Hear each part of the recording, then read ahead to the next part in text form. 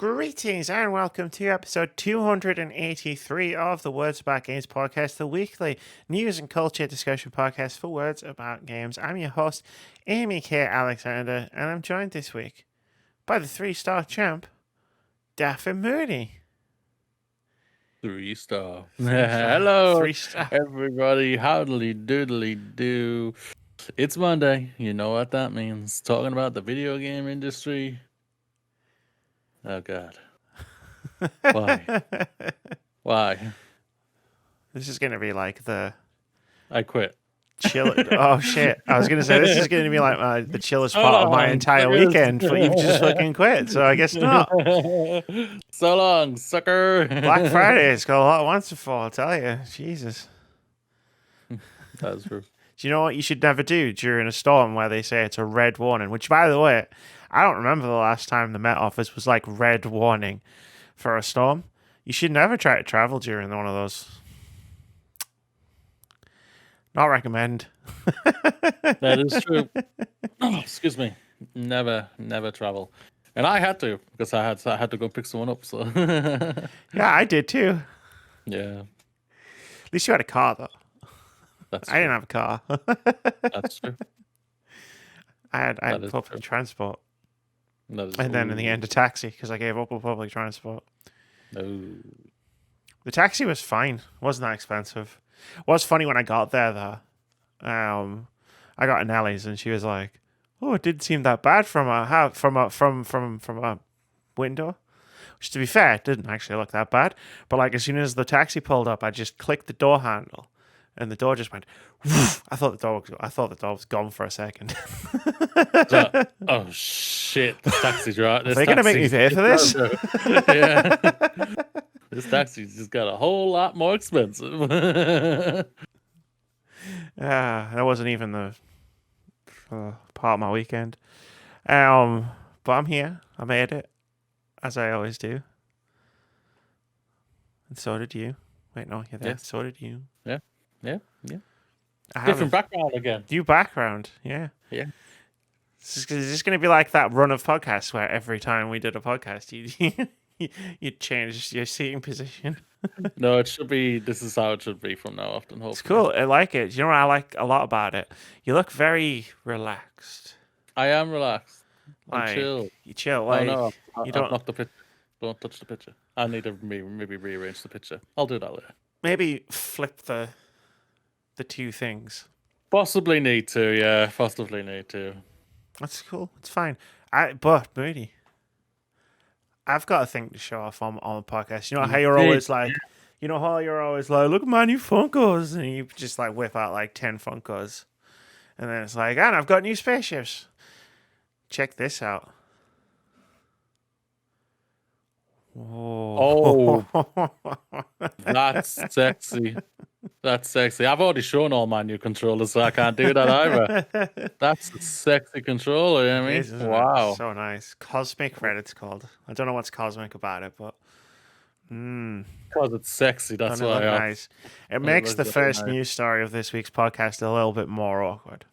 Yeah, that's true. There's no doubt about it. But Amy's that we can't get me to start collecting controllers because I don't think my partner will accept this as a new hobby. It's fine. No, it's fine. You can collect at least one new controller because Every you're giving one away to me anyway.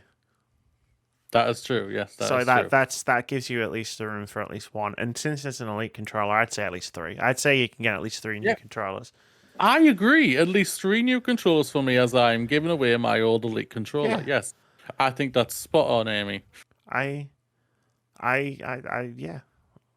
As the runner of this loosely affiliated cabal of people that I call a Twitch and YouTube channel, I say it so. The maths is just sound. The maths is just sound. Yeah, it just works. Oh wait, hold on. I forgot to do something. Hold on. It's not in podcast mode. I'm not gonna lie, I've never noticed that you switch it over from podcast mode. It's always in the angry face when it's when we do a podcast. Well, Hopefully cool. next week it won't be in won't be in angry No, mode. it's just default. It's just default. It's like podcast. Like you get like it's like there can't be much more shit to come out for the rest of the year. You gotta think these people are gonna take time off soon. Oh, Moody. Why did you say that? Because if we're going out swinging, I'm going out swinging, Amy, for the rest of this year. There's still a whole month left yet. I know we've got 3 more episodes to go. Oh my god. Why? What's the worst that could happen? Oh Why? my god. Why am I saying this? Okay. For that area, I'm gonna go extreme. Well, I'm not gonna go extreme, but What the fuck are you gonna do to us? I'm gonna trust the dice. Oh no! Trust the dice. So which one do I roll? You roll the one with 20 sides. 20 sides. 20 sides. It's the only one with numbers in the double digits. I think. Okay. Oh no. Okay. If you roll a 1, I'm quitting. Oh shit. Stakes are high. Okay, I need to roll that again. It bounced in like didn't land right, so it had 3 different numbers. So I was like, no, and one of them was 1. You trying to tell me I rolled a 1? 20. Should be fine then. It landed 20. You rolled a natural 20 with your first roll of the D20. It's all downhill from here. It really, really is. It really is. Ah, Moody. What are we gonna do? Hopefully, we'll play one D&D one day. Yeah, hopefully. We missed the one D&D session that Alfie did because it was Halloween and we were podcasting and everybody couldn't move their schedules around. Speaking of schedules, Moody, I think I'm going to do the rest of this intro every Monday around 8 p.m. I don't trust YouTube anymore. We sit down to talk about what's going on around the games industry, talk about some games, tell you what's coming out this week, and try to guess review scores in OpenCritic head-to-head. You can get the video podcast on youtube.com/wordsaboutgamesuk or the audio version on a variety of platforms, including Anchor, Spotify, Google Podcasts, Apple Podcasts, and more. There are timestamps in the description wherever you choose to get your podcast from. So you watch this episode in any order that you want. You can skip things that you don't particularly want to hear us talk about. Watch the whole podcast backwards. We don't mind, do we, Moody? Not at all. If you want to hang out with us while we play some games, you head over to twitch.tv/wordsaboutgames. This week's streams are, how do I put this? Subject to change, I think, is a good. They might happen. They might not. We're going to see how this week progresses. On Monday at 12 p.m. there was a stream of Lost Judgment, but you know, it's Monday at 8 p.m. if you've clicked this video. So that already happened, but you can check out the VOD on Tuesday at 9:30 p.m. I'm streaming Halo Infinite because Moody, I got the first stream. That first stream I did of Halo, it was good. I enjoyed it. That second stream I did of Halo though, oof. I'm feeling that addictedness. Did the bug come back to you? It did. It did. The skills. Apparently there's reviews out there, even though the whole game's not out yet. I know, right? It's like, so we're gonna review Halo. How? It's the beta. But yeah, some of the skills started coming back to me as well. So I missed this. You did. I had Ryan and Ruthless were just chatting away, just being like, "Wow." And even I was She's like, "Oh She's shit, actually good. she's actually good in a video game." And even I was sitting there going, "Yeah, I'm really good." But in my head, I was going, "How am I doing this? What the fuck's happening? How am I doing this?" It's magic. 20 years of Halo. Reflexes all just came rushing back to me. Wednesday at 8 p.m. it's Echo Generation, which I'll hopefully be finishing. I had a lot of fun streaming that last week. including one epic clip that you'll see in a future highlights video. Oh God, yeah. One of the top, like, if I had to make a top 10 clips of the year, not game of the year, clips of the year from our highlights videos, I think it's a top 10 for sure. And then on Saturday, 8:30 p.m, Among Us and other multiplayer shenanigans. Potentially. Among Us is just all the chaos all the time at this point. Yeah, that is true. That is true. It's going to be interesting. It's interesting how we're able to do it even with so many, not as many people. Well, you mean with Zero and Smashy deciding to play Warhammer? Play with dolls, yeah. Or toys. Every week, and it's just like, you guys, it's Saturday night. Mooney says, you know what that means. It's not Warhammer. That's not what that means. It's not what that means. Not what it means. It's not what it means.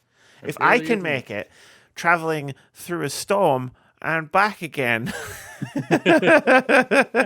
with all the other shit I have going on, and I can still make it to Among Us, you guys can make it to Among Us. It's just a couple hours. You can. You really, this isn't even my t-shirt, Mooney. But it suits you dabbingly, so it's all good. Thank you. I've got to give it back, though. Maybe next week. We'll see what happens. If I can leave the house by then, let's get into some news, shall we? Why not? Why not? Let's start with the shit. Oh boy, what did I? Why? We don't always start with the shit. When Joe was here, we did Game Awards for an hour. We did. We did. But it's not. This isn't going to be one of those kind of podcasts. It's going to be one of these kind of podcasts. PlayStation faces gender discrimination lawsuit. This is from Nicole Carpenter over at Polygon, who writes, a former security analyst for Sony Interactive Entertainment is suing the PlayStation maker for gender discrimination and wrongful termination, according to a lawsuit filed on Monday. Axios first reported the news on Tuesday. The lawsuit filed in a California court is seeking class action status to include any women impacted by alleged gender discrimination at Sony.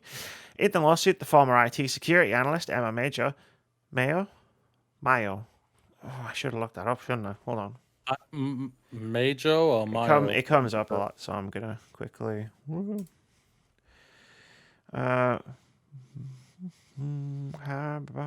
Thanks, Google. Why is it all audio? Why can't you just sound it out for me? Moho. That's what Google tells me. Emma Mugho said women at the company were not paid equally to male employees with similar titles and roles and were denied promotions and equal compensation. She alleged that Sony, quote, tolerates and cultivates a work environment that discriminates against female employees. Mugho's suit says she told Sony of the discrimination with a signed statement in 2021. Her lawsuit alleges that, quote, soon after, end quote, the company fired her. The company attributed her dismissal to the elimination of a department, but Mugho said she was not even a part of that department. Mugho detailed these and other allegations from a Sony career dating to 2015. She says that she saw bias against women regarding promotions, that she remained in the same position without a promotion for 6 years despite frequently asking for one, and that some male supervisors, including security director Yu Sagita, would not speak to women with the door closed. If another male colleague was present, Sagita would only speak to him. Mugho added that she frequently made requests through her male co-workers, feeling that they would be ignored if she made them. Likewise, she said she has, quote, personally heard managers make gender-based comments about female workers, end quote.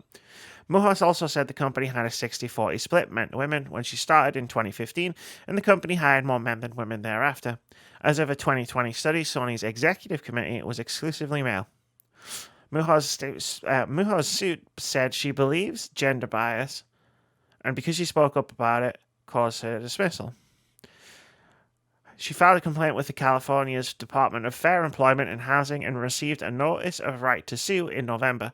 The DFEH is the state authority that filed a gender discrimination lawsuit against Activision Blizzard in July. Blah, blah, blah. You already know all that stuff. The video game industry is in the middle of a larger reckoning with bias, discrimination, and harassment in the workplace. Major companies like Ubisoft, as well as Riot and Activision Blizzard, have been forced to acknowledge the toxic work environment women have dealt with inside their companies while their employees fight for safer workplaces. Last week, PlayStation boss Jim Ryan notably called out Activision Blizzard and CEO Kotick in an email to staff. He told workers he was disheartened and stunned that Activision Blizzard has not addressed its, quote, deep-seated culture of discrimination and harassment, end quote. Quote is aged very badly. Someone should not throw stones in glass houses, Jimmy boy. That is true. There's no doubt about it. Let's just get straight into it, ladies and gentlemen, and everyone. This is a toxicity that's happening inside the entire of the games industry, especially some of the biggest publishers and developers out there. It is a sickening thing. There's the gender wage gap needs to be sorted, as we've mentioned many times on this entire thing. It's disgusting. Women in any position should deserve at least a promotion, especially if you've been there for fucking 6 years. Jesus, that is just insane in itself. And the split between 60-40 men and women, like that all companies need to change that in general. Like, you need more than just bloody men in to doing this. And 100% of the executive committee as well. Yeah, you need to seriously figure this out. The entire industry in general. Jim Ryan, I'll say to the same thing like I've said to the idiots or thingy. You need to sort your shit out. If you are responsible for any of this in general, you need to step down ASAP. It doesn't happen just to the big ones that we've been talking about. Like, we've known this for a long time, and like we know, and I'll say this right now. We know Nintendo has it. We also know that Microsoft has it. Microsoft had it when it came to its streaming platform it had a few years ago. Mixer. Well, yeah, it got the whole thing. And respect to Phil Spencer. The guy actually spoke to the man who had the whole thing that happened to him at Mixer, and spoke to him. And apparently, if I remember right, I think we spoke about that. You had a very good conversation about it. Conversation, yeah. And hopefully things have truly happened. Like, we don't hear anything about Microsoft these days when it comes to this type of thing. Good God, I've jinxed the shit. I've totally jinxed it. But I'm just gonna roll with what you were saying at the start of the podcast. Yeah, probably. I'm totally rolling with it. But either way, need this sorted now. Yeah, that's basically that's the best of it. Really, like, we know this shit happens. We know this shit needs to be sorted. If you see a petition out there, especially like the Activision one, the Ubisoft one, sign that flipping thing. Especially if you truly deeply want a better Activision, a better Ubisoft, where you can truly feel comfortable in playing their games, supporting the company, and not only the developers but also the bloody higher ups, and doing it right, and not feeling like if I could just rummage through some trash just to get to this freaking thing and feel completely dirty. You deserve to have that. And like, these companies need to sort this. Like, we went on a whole-on rant last week. Well, I wouldn't say a rant. We had a rant. No. Yeah, I think we were expecting the rant, but you and me were had a good discussion about it. I think people I know, like, we know who watched the podcast, I think they might have been watching the first hour and a bit going, yeah. And we just had a discussion. We just had a back and forth, tough discussion, but nobody ranted. I've got a rant coming up. Don't worry about it. You'll get your rant this week. But yeah, this, like, support them. Actually support them. To support the developers, because you supporting the company is not supporting the developers. Nope, not at all. Not this time. Not when it comes to stuff like this. Like, we know that I tweeted about this when it came out, saying, like, we know this is a systemic issue throughout the industry. We know that, like, hopefully, like, what we talked about this year when it all really started pouring out for certain companies was that, like, hopefully this is like the dam breaking, and like we're lifting the lid on. I'll just mix my metaphors. We're just lifting the lid on the whole thing now, so that we can just see it. And if we could drag all of it into the light, and then try and actually make it better for everybody working in the games industry, like, because that's the aim, right? It's not like we're trying to like punish these companies because we hate them. It's like, no, we want to make things better for the people who work in the industry because they're the people that matter. Like they make the games that we all enjoy. Um, and I want them to do that in a safe, fair environment. And to do that, first we have to. It's like the old saying, it's like that old saying, isn't it? Where it's like first you have to acknowledge that the problem exists before you can fix it. So Yes. that's what we're doing right now, and we sit here and we wait to see what PlayStation does next. Because Yeah. this is the thing I don't think people realize about the actions that we take or the things that we say about these companies is it's never the first action is always to see what happens next. It's like, okay, these really terrible, horrible things are happening at Activision, Blizzard, Riot Games, Ubisoft, PlayStation. What are they going to do about it? That's always my thing. And like, I'll always speak out about the horrible things that people have been put through at any company. But what are they going to do about it is the next important thing, right? Are they gonna follow the Ubisoft, the Activision model, and say a bunch of nice things, but then it turns out that it's even worse, and then it gets even worse, and then their response is terrible? We could go down that route. Let's do it. Or we could try something different. And I hope in this regard we try something different. However, here it comes, Moody. However, I am extremely disappointed that this happened on Tuesday. And I have seen fuck all about it since. On social media, on websites, on YouTube channels, silence has fallen as regarding this story, this PlayStation gender discrimination story. I've seen some people tweet about it. They're the people that I follow that I would expect to talk about this kind of thing. The people that continue to talk about Activision, Blizzard, Ubisoft, etc., etc., etc. I have seen a bunch of people not even bother to acknowledge this one. Is it because PlayStation is one of the companies that we like, quote unquote? We like PlayStation, we hate Activision. Activision have sucked for years. We hate them. Ooh, let's lay it to them because we don't like them. But now it's PlayStation. It seems to be a little bit different. I'm not gonna lie. When it comes to like PlayStation, quote unquote, doing something bad, they do really get away with a lot of things. We've known that ourselves. Like when it came to the whole Fortnite situation, 3 years ago now, is it? They basically were given a pass because they were the majority of when it came to the console manufacturer. They had more consoles out there, etc. I think I won't lie, it's disgusting to think this, but Thanksgiving's happened. No one's working.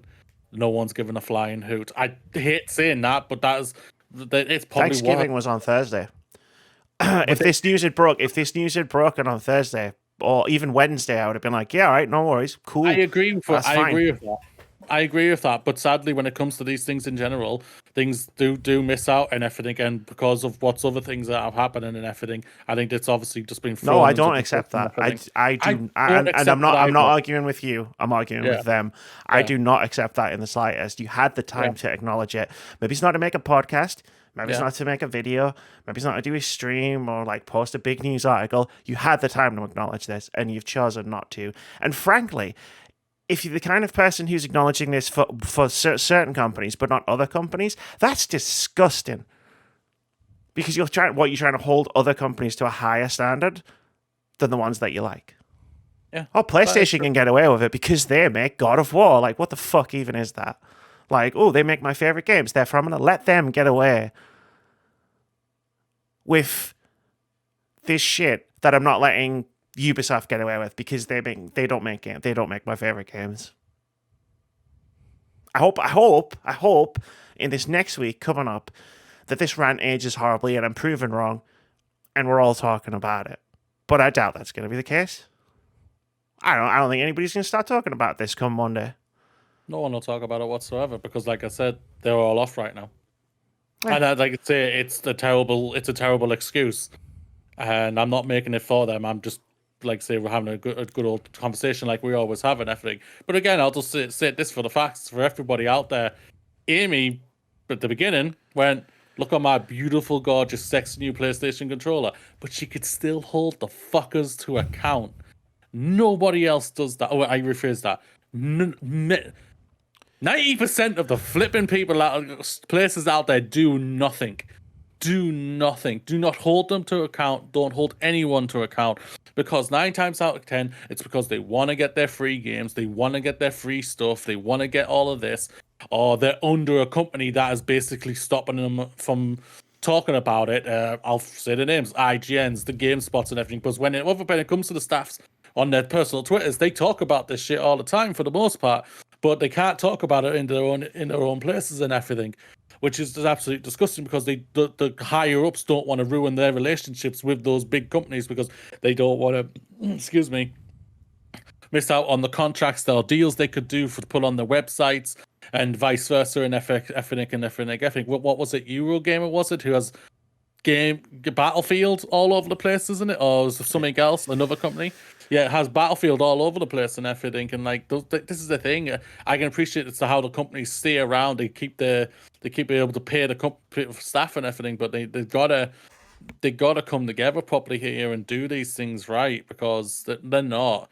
And you need this properly added up properly with the content creators and everything out there who just come do nothing but completely ignore this. And it's just getting beyond a joke. It really, really is. I am frustrated. I can appreciate that.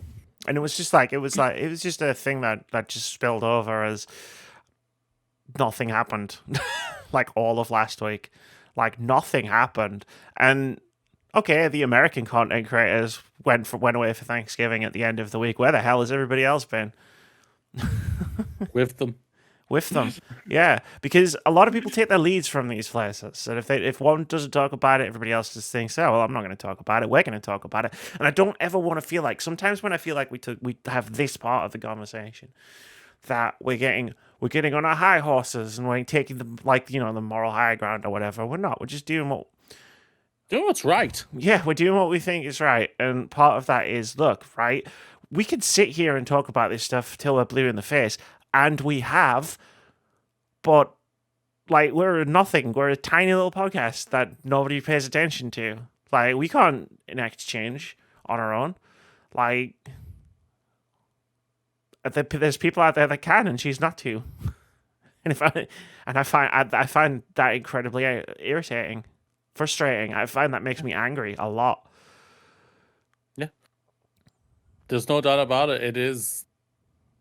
If we were big, I can understand. I would then question because we probably might be making more influence than anywhere else, but we're not. We're literally just two people, literally in our bedrooms, talking about video games about the industry that we love and hate with a passion at the same time. How crazy. We are literally in an abusive relationship with the video game industry. Just we can't get away with it because there's so many amazing games. I was just playing one 70 minutes ago and I'm absolutely in love with the bugger.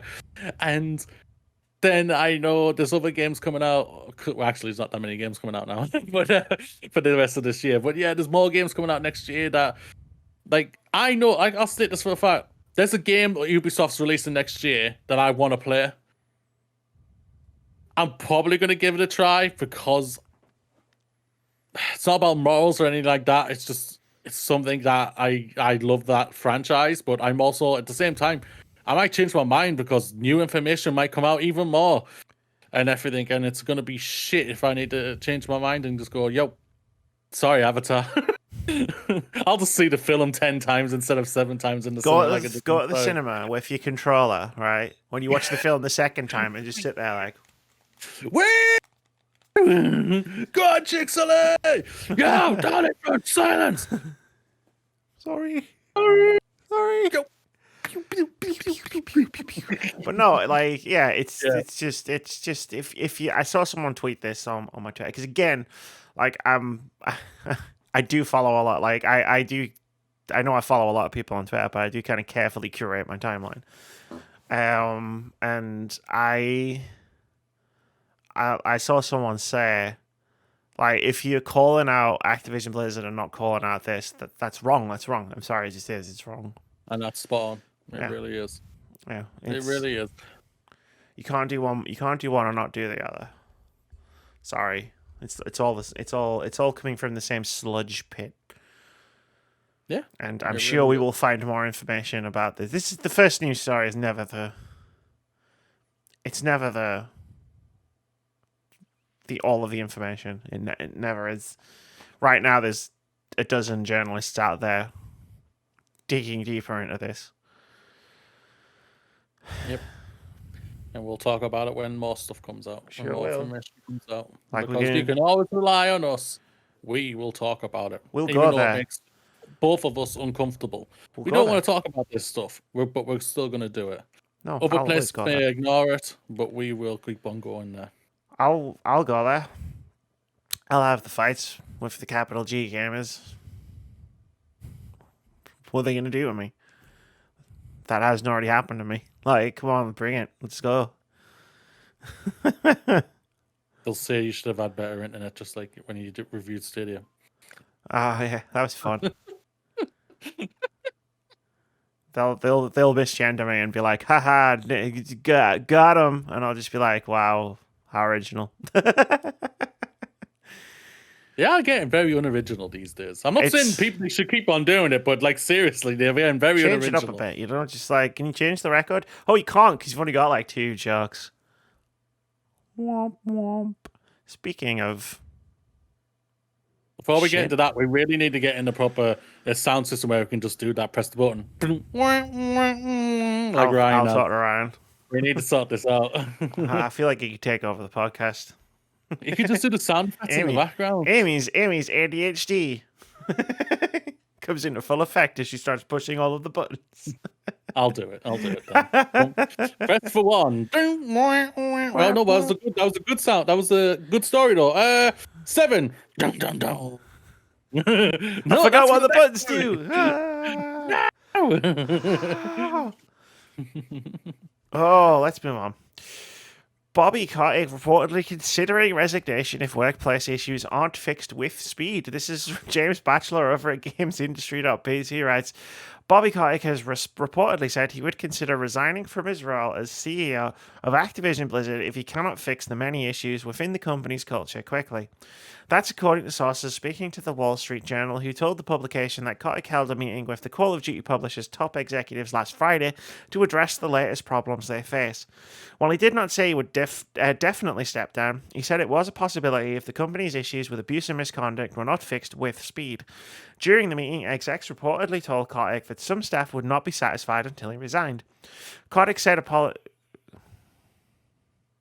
he apologized for how he has handled the situation and added he was ashamed of some of the incidents that have happened during his 30-year tenure as CEO. The WSJ also reports the publisher's board of directors is considering the creation of a workplace excellence committee, a group that would oversee company efforts to fix its culture, but there are no plans to investigate Kotick specifically. I don't even know where to start with this. Bobby Kotick, shut up, you slimy little monster. Instead of considering, how about just resigning and leave and take the cesspit of the board and the cesspit you have culminated with you and just leave, you slimy little toad. Yeah. You're not going to fix anything. You're not. You were part of it. A person who was part of it is not going to be able to fix this because they won't know what to be able to fix. They won't know. Even if they're told, they'll still think, oh, no, really? No, are you sure that was... No? Nah, man, that was all right, man. Come on, type of thing. Shut up. Get out. Leave. Yeah, I mean, like, yeah, we can start there with the fact that, like, Kotick said he was ashamed of some of the incidents that happened during his 30-year tenure as CEO. You caused some of them, Bobby. Yep. You rang up and threatened your assistant to get them murdered. You stepped in so that Dan Bunting didn't get fired for sexually harassing someone. And those are just the ones we can remember off the top of our heads because there are certainly more. And you make me not want to watch one of my favorite movies anymore because you're in the bugger, you slimy little toad. I love that film Moneyball. I can't even watch it. It's the only one that came in the top of my head. It's fine. I'm curious about the comment with speed. Like, if the abuse and misconduct were not fixed with speed, Bobby. You're part of it. 30 years is not speedy. Like, you think the clock started in July? No, Bobby. The clock started like at the beginning of your tenure. You have overseen this for 30 years. Like the clock on the abuse didn't start when you, quote, found out about it. And even if it did, that wasn't in July either, was it, Bobby? Allegedly. It's not allegedly. We know it is. Yeah, I'm sorry. I'm sick of that word. Right? But it does stop us getting sued.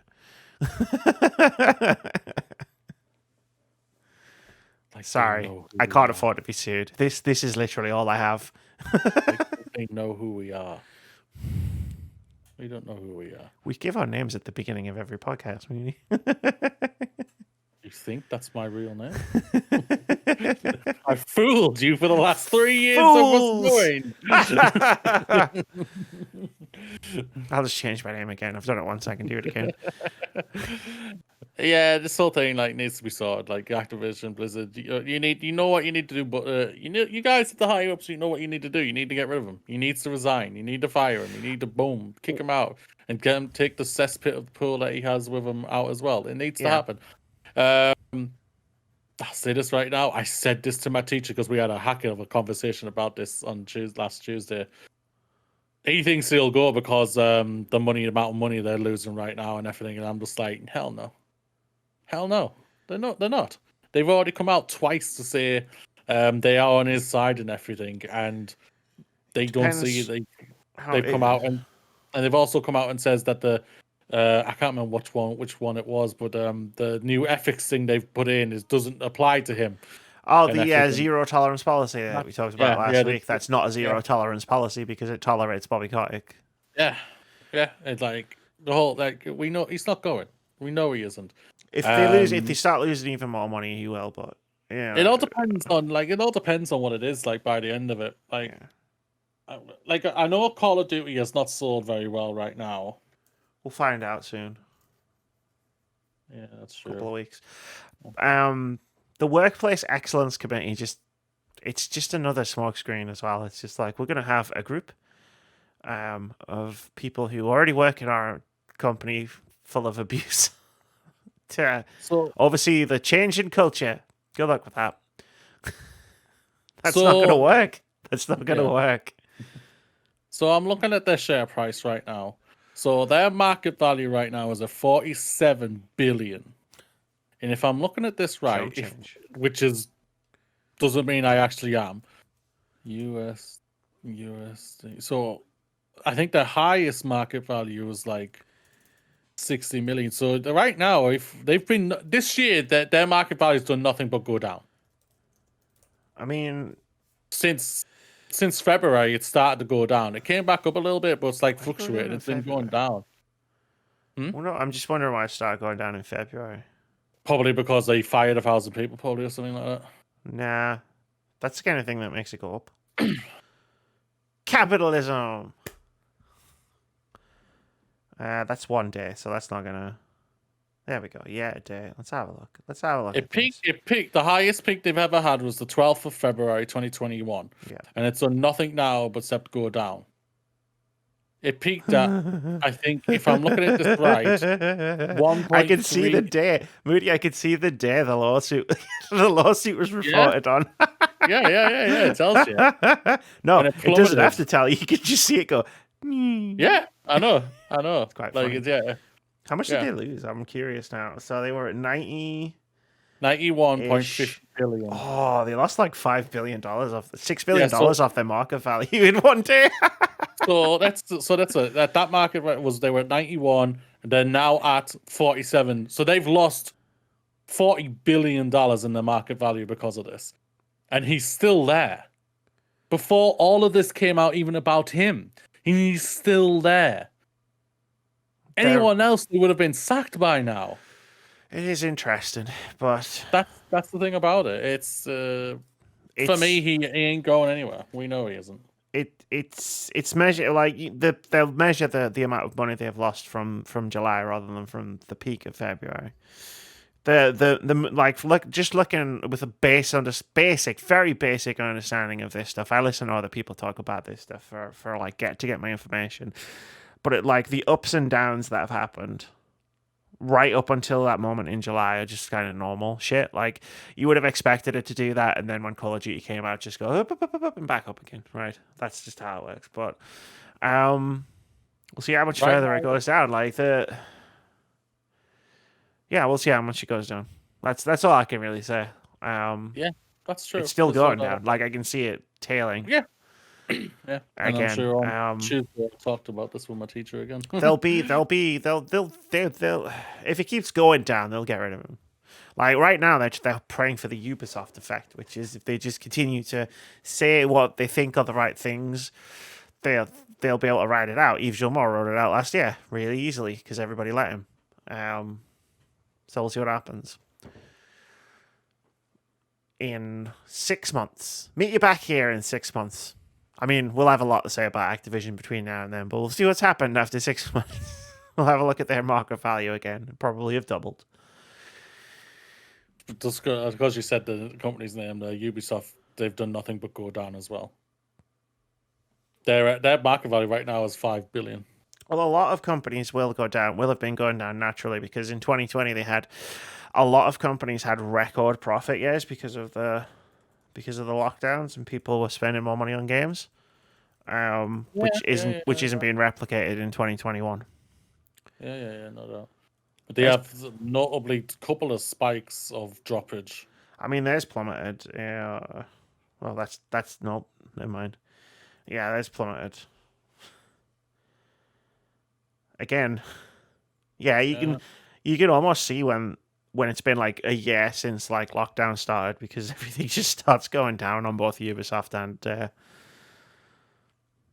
Activision. Probably a lot of companies as well. Yeah, there's no doubt about it. No doubt. Enough of share price. Let's talk about Nintendo, Amy. Let's talk about Nintendo. I feel bad about the jokes we made last week now. Nintendo joins PlayStation, Xbox in Activision condemnation. This is from Tom Phillips over at Eurogamer. He writes, Nintendo of America boss Doug Bowser has become the latest to condemn Activision Blizzard in a leaked internal email following last week's bombshell report, which detailed allegations of sexual assault, harassment, and misconduct at the company. Bowser's note to employees follows similar emails sent last week by the chiefs of both PlayStation and Xbox, all of which expressed disappointment in Activision Blizzard's latest scandal. The email from Bowser was first publicly shared by Fanbyte and noted that Nintendo representatives had, quote, been in contact with Activision, have taken action, and are assessing others. Along with all of you, I've been following the latest developments with Activision Blizzard and the ongoing reports of sexual harassment and toxicity at the company. I find these accounts distressing and disturbing. They run counter to my values, as well as Nintendo's beliefs, values, and policies. Every company in the industry must create an environment where everyone is respected and treated as equals, and where all understand the consequences of not doing so, end quote. Nintendo subsequently confirmed the leaked email from Bowser was legitimate, but declined to comment further. So he did email it. It just obviously didn't come out and say, yes, we're saying the same thing. Yeah, all three of them have been, I think, all three of them were just internal emails that people got a hold of and later confirmed as genuine. But this is fantastic. Let's just say it. Yeah, it's good to see all three of the big companies, even though we were just bitching about one of them at the first story, coming together to call out the shit at Activision. I have to ask a question, though, because it just came to my mind. Go on. Ask a question. Are you three going to say this to Ubisoft as well? It's a good question. We're still waiting. No, I don't see it online. Okay. Ooh, that's an interesting question. Here's my question, Moody. What? I've got a question too. I asked this question last week. Some people might say, Amy, you're starting to sound like a broken record. And I say to those guys, fuck you. Which is also something I say to them a lot, so maybe I am a broken record. But here's my question, Moody. What are you actually going to do about it? Oh, me? Not you. I know what you're doing about it. I've seen what you're doing about it. I mean Nintendo, Xbox, and PlayStation. Why are we whispering? We're a fucking podcast. What are they going to do about it? That's my question. Like, I asked it last week. Well, I didn't ask it. I said it last week when we read Phil's email and we read Jim Ryan's email, and I said it. I said it then. Like, cool. What are you going to do about it? Now is the time for somebody to put their money where their mouth is and actually try to make a difference. Because, like, we talk about us and we talk about bigger content creators and bigger websites, and we can all make a difference in our own ways. Xbox, PlayStation, and Nintendo can make a huge difference very easily. Well, probably not easily, but relatively easily. Like, they can do something about this. They can do something. I can't think of the word I was trying to think of. Tangible. They could do something tangible about this. Yeah. So do it. There's no doubt about it. They could really do something. They're not gonna, but they could. Yep. Like I say, all three of these, like, yeah, it's great they're coming together and saying all these things and everything like that, but talk is cheap. It's very cheap. We should know our podcasters. Very, very cheap. It's very cheap. But yeah, that's all I've got to say. Yeah, that's my question. Like, it's just a rehash of last week when Phil and Jim came out, and I mean, we've seen what's happened to Jim Ryan since, but sorry, we've seen what's happened to PlayStation since Jim Ryan is not implicated in anything directly. But cool, like, it's horrible. You're right, it is horrible. What are you gonna do about it? Anything? No? Okay, cool. Glad we had this talk. Do you want to know something though, Amy? Go for it. I know who isn't doing anything about it, which is Ubisoft, because it's been over 100 days and zero demands have been met by that company. Surely they could do better. So, but something has been happening a little bit, thankfully, to the people who actually want to see something change in Ubisoft. Because over 12,000 people have signed their petition to try and make Ubisoft. Let's hope that we can get them to 15,000, because they need our support, our actual support. They're damn right they do. There's been no new tweets from about Ubisoft. Yeah. Just had a look I mean, there has, but there hasn't been any of the statements that we've been reading out. They've been focusing on sharing the petition. Yeah. Highlighting some of the larger personalities who have been voicing their support, signing the petition. Like James Stephanie Sterling. Yep. Shout out to them. Shout out. Weekly shout out. Because I feel like we've done this for a while now.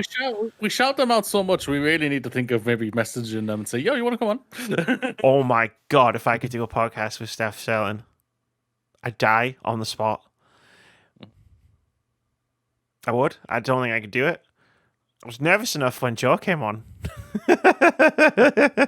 Which one? We've had two. Yes. Screw you, Kyle. She wasn't nervous for you, mate, because she already knew you were awesome. It's the other two we were too unsure about. I'm joking. The Joes are amazing as well. Moody's throwing shade at the few podcasters and content creators who will actually talk to us. That's true. Like, yeah. Oh, damn. Damn. Yeah. Shout out to Joe Medforce. Shout out to Joe Moran, Joseph Moran, and shout out to Kyle Stevenson. All three of them. We love all of them. I do. We do. We love all of them. They're great. But if we got Steph Sterling on the podcast, I could end my career. I could. I'd be fine. I'd be like, I've accomplished everything I need to accomplish. You That's do realize this is going to be the clip for Twitter with a tag. Let's tweet at them. I'm going to tweet at everybody we just talked about with this clip. We'll see what happens. Let's do it. I'll die. Maybe I will die. If I even get a reply or a like, I'll just die on the spot. Good God. Oh, shall we move on? Yes. Support Ubisoft. Go and sign the petition if you haven't already. Sign the Activision one as well. And the Activision Blizzard one as well.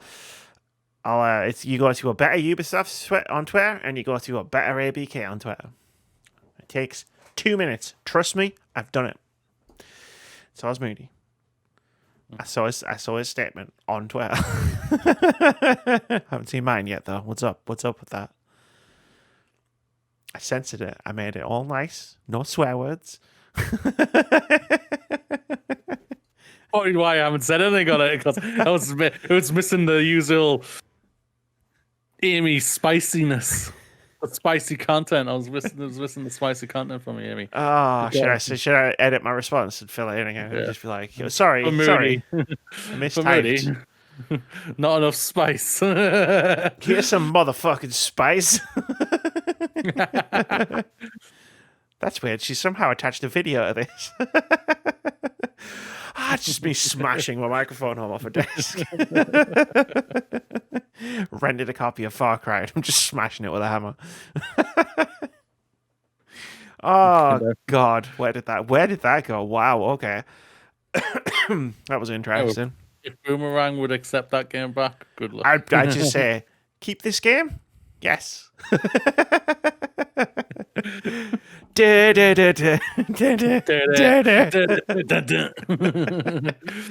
why have you got a hammer on stream? Amy, what are you doing? Oh no! Okay, Amy, what did you break? Oh, I just broke this disc. Oh, okay. There was no context. You just showed a hammer and you just started the stream, and then you just started hammering something. Oh, that would be a top 10 clip of the year clip. Oh dear. Okay, let's move on. Amazon Studios is reportedly trying to make a Mass Effect TV show. This is from Richard Lawler over at The Verge. He writes, according to a report by Deadline, Amazon isn't relying on the just-launched Wheel of Time series and its upcoming Lord of the Rings show to pull in sci-fi and fantasy viewers. The entertainment news outlet reports that Amazon is, quote, nearing a deal to develop a series, end quote, based on the Mass Effect games. While Electronic Arts and BioWare have not announced a series, there have been more than a few hints. Earlier this year, the project director for EA's remastered Mass Effect Legendary Edition trilogy set told Business Insider that, quote, it's not a matter of if, but when a movie or TV show project appears relating to the game. There was also that interesting Instagram post in February from Henry Cavill, who may want to add male Commander Shepard to his geeky resume along with Superman and Geralt from The Witcher. The actor posted an easily de-blurred image hinting at a secret project, and internet sleuths figured out it was actually a printout of the Wikipedia entry for Mass Effect 3. We now know why The Expanse was cancelled. No, if this is why The Expanse is cancelled, I'm never playing another Mass Effect. There are 3 more books, Moody. I know. How could they do this to me? 6 more episodes. There's 6 episodes, and we've got 2 episodes for each book. What the fuck? Why? Okay, so that's it. We all know how much I love the Mass Effect trilogy. Like, I love it to bits. Amy's so, or at least she loves the first 2. You love the first 2. I would say as a series as a whole, I love Mass Effect. Yeah, and I'll say right now, before Moody says whatever he's wanted, it should have been Dragon Age. But go on. I will not be surprised if Dragon Age gets done eventually. But anyway, I have reasons. You completely debunked what I was saying. Shit, sorry. Oh no, I didn't mean to. Way off. But yes, I love Mass Effect. This is exciting. Amazon, for the most part, do decent shows. I've enjoyed a lot of their stuff they throw on there. And if they put in as much love as it seems like they're putting into the Lord of the Rings show they're going to do and everything, this could be something that's really, really, really good. I do have one question, though. Oh, we all know how much I love Henry Cavill. Like, he's literally a dreamboat. But, sir, I have to say this myself. We don't want male shep. We want femme shep. We need a femme shep. You either do femme shep or you do 2 versions of each season. One is a male shep and one is a femme shep. That would be pretty cool. That would be pretty cool. They wouldn't do it, but that would be pretty cool. I know. For the males, male shep. For the ladies, Jane Shep, there you go, and all like that. But yeah, we'll see what happens with it. If it works, that's fantastic, and if it does, if it is a success, this is great. I am excited to see what HBO do with the Last of Us show. I'm very intrigued to see how that turns out, and I think it's just finished filming, I believe. So, it's going to be interesting to see what that looks like. But also Mass Effect, yeah, go for it. Why the hell not? I don't know. I'm gonna say some controversial shit. Probably. I always do. I can't help it. Like, you know me. I'll never prejudge 99% of things, right? Like, I'll watch it first before I'm like, well, this is shit or this is good. I'll watch it first, but like, you guys realize that Mass Effect's plot wasn't that good, right? Like, the thing that made Mass Effect amazing was the characters and interacting with the characters as Shepard. And on the flip side of that, Shepard is is a very shallow character because it's what you put into it, right? Like, if you and I watched our playthroughs of Mass Effect side by side, the Shepards would be different. And when you create a TV show or a movie or anything based on a video game where you have like a blank slate protagonist, like, what do you do with the protagonist? Because everybody's got their own expectations going into it, right? Like, I'm talking about Mass Effect fans specifically, not like non-Mass Effect fans. And it's like, how do you cater to all of us? It's the Mass Effect 3 paradox all over again. It's like, how do you cater to literally everybody who's a Mass Effect fan? You can't. That is true. Yeah. I would hate to be the writers who are going to be writing this if this deal does go through and everything. Like, how do you choose which moral choices you choose? Exactly, right? Like, do you even do the trilogy? Do you even do the story of the trilogy as the TV show, or do you just have a TV show set in the Mass Effect universe? Yeah. That's the thing about it. If they come out and say this, we are in the Mass Effect universe, and we're in it, or they are literally just saying it is Mass Effect. What you've seen of the Mass Effect trilogy, that is fantastic. It's its own separate story, but we are now going to create our own character, our own Star universe in the same thing. They could literally just say the same. They could literally just say, the only thing from the trilogy that we're going to use is the side characters or let me take that one out. None of the characters apart from the story of the Reapers. That they're the threat, but everything else is a brand new slate and whatever they want to do. If they do that, that's fantastic, and I'm going to be like all there for it. And anyway, either way, I'm probably going to be all there for it. I mean, we're going to watch this either way. Like, yeah, there's no doubt about it. I'm going to be checking it out. So I have misgivings. I like, part of those misgivings are like how many good video game adaptations I've seen versus how many bad ones I've seen. There's not been a good one. There's no doubt about it. Like, but they've done the smart thing. They've done the smart thing and made it a TV show. Because I remember, like, years and years ago when they were talking about making a Mass Effect movie, and I was like, "Oof, that's not going to work." Like, there's no way you could do a movie of Mass Effect. Yeah, that would have been a dog shit fire on a mess of a show.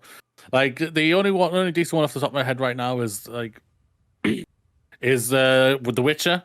Funny enough, with Henry Cavill. With Henry Cavill. But that doesn't take that goes off more of the books than actually the game. They do nods to the game and everything like that, but it's mostly about the show and everything. So it's going to be fascinating to see what they do. For all we know, when the second season of Witcher comes out, it's more game than anything. For all we know, but they've come out and said that they're not going to touch the games. Yeah. That's the right thing about it, though. That is the right way to do it, and I think that's what they should do with this. Come out and just say it's a brand new thing. Yeah, you can throw what I said out to complete the window. Say we ain't even touching the Reapers. We're doing a whole new thing. It's just called Mass Effect. It's just called Mass Effect. It's going to have the Mass Effect backdrop and the Mass Effect races and the Mass Effect universe without it being Mass Effect. That's the best case scenario, but also, is it the best case scenario? Like, and this is the thing, I'm not smart enough to answer questions like that. Like, for me, yes, because it doesn't hurt what's already come. Because this is the thing about it. At the end of the day, they could do this whole trilogy again, and it wouldn't bother me whatsoever because I can separate them. Oh yeah, quite easily, and so can you. That sadly the internet can't. Well, it's like what you just said is what you said at the very top of this, where it's just like Henry Cavill, and I agree. I love Henry Cavill. I think he's great. But like if Henry Cavill is playing Commander Shepard in a Mass Effect TV series, I'm already gonna be a bit disappointed. That's the thing about it again. That times like 1,000 character interactions and choices and story beats. You know what I mean? It's just The worst metric they'll go off, and sadly, I can see this is what they'll go off, is they'll ask BioWare what's the percentage between players playing as male Shep and players playing as femme Shep. What is the difference? Is it 60-40? Is it 50-50? Is it 60-40 on femme Shep or something like that? And whatnot. And that's probably what the metric they'll go off. If they do go off for that type of metric. I don't really know what. I mean, know. well, maybe. I feel like 10 years ago that would have been the case. I feel like now, whatever the showrunners want to do, they'll do. Yeah. And if it is, more people play it as male Shep than femme Shep, that's what they're gonna do. But I think they'll just do whatever. Basically, I'm trying to think, like, because I was going to ask you, like, so who's the cast? Like, let's spend a few minutes like dream casting here, and let me tell you something. Henry Cavill, perfect for Mass Effect. Not as Shepard though. Read my mind, Moody. Tell me what I'm thinking. I won't lie. I didn't think he would be a good Witcher. I didn't think he would be a good Geralt. I mean, Henry Cavill would be a great Commander Shepard if they went down that route. I don't want that kind of Commander Shepard in my Mass Effect TV show, so I'm already discounting that possibility. What I'm saying is, I would cast him as a different Mass Effect character. And I was going to say, read my mind and tell me what I'm thinking. I honestly can't think of who you're thinking. I mean, I'd cast him as God. Garrus? Yeah. I don't think you would want to go. I don't think you would want to go CGI. Well, everybody's gonna have to fucking go CGI. Have you seen these people? That's why he said Commander Shepard. Like, fucking hell, man. He wouldn't have to for that. But no. When it comes to cast, oh god, I couldn't. Because for me, I would go for literally unknowns. Like, go for one main guy person should I say, depending on what sex you want to go for the main character, as the main draw, because that they would be the main character would be the main draw. But then I would go like proper character actors and actresses out there, people who get into the character so much and they get right into it and make that character their own. He's in. I don't care if he's in Game of Thrones, but bring on Matt Smith in some way. Like, give me Matt Smith back into a sci-fi trilogy show. Smith. Give me that. Morden. Matt Smith could play Morden really well. Oh my god! Oh my god! I think you nailed it there. Matt Smith is Morden or something like that. Matt Smith will be a great Morden. Matt Smith is Joker. I think Matt Smith as Honestly, I think Seth Green could do that. I wouldn't want any of the original though to come. I feel like there's just that crossover. Like, Matt Smith would be perfect as Morden. Yeah, I agree with that. Yeah, but Haley Steinfeld as. Ooh, that's a good one. Liara. I don't know. I don't know about that one.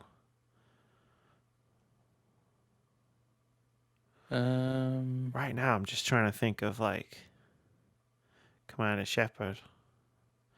Like a million actresses are going through my head right now, and I'm like trying to narrow them down. Just like Henry Cavill as Rex. Just be that big, muscly creature. Oh, you know that that character you played on The Witcher, Henry? Yeah, do that again, but with slightly more sass. Oh god, I'm trying to think of like perfect Commander Shepard energy. Let's think. Emily Blunt? No. Yeah. Too late. Tessa Thompson? It's a good one. She is. That would be good. She would be a good in her, like Tessa Thompson. Tessa Thompson. She's badass. I mean, I mean, I'm gonna just throw out Brie Larson because I say Brie Larson for everything because I love Brie Larson. I know she likes the trilogy. I know she has. I'm pretty sure she's mentioned it many times before that she likes the Mass Effect trilogy. Like, I will. My answer, like, if you ask me anything, any casting choices ever, my one of my answers will always be Brie Larson. I can't help it. Oh. Brie Larson is terrific. I wish Michelle Yeoh was a bit younger. Well, you could have an older Cabana Shepherd, I guess.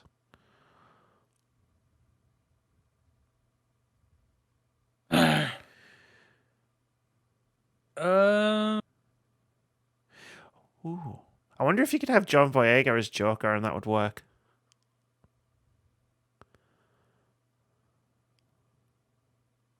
John Boyega as male Shep, if they went male. Maybe. I think he could be a good one for that.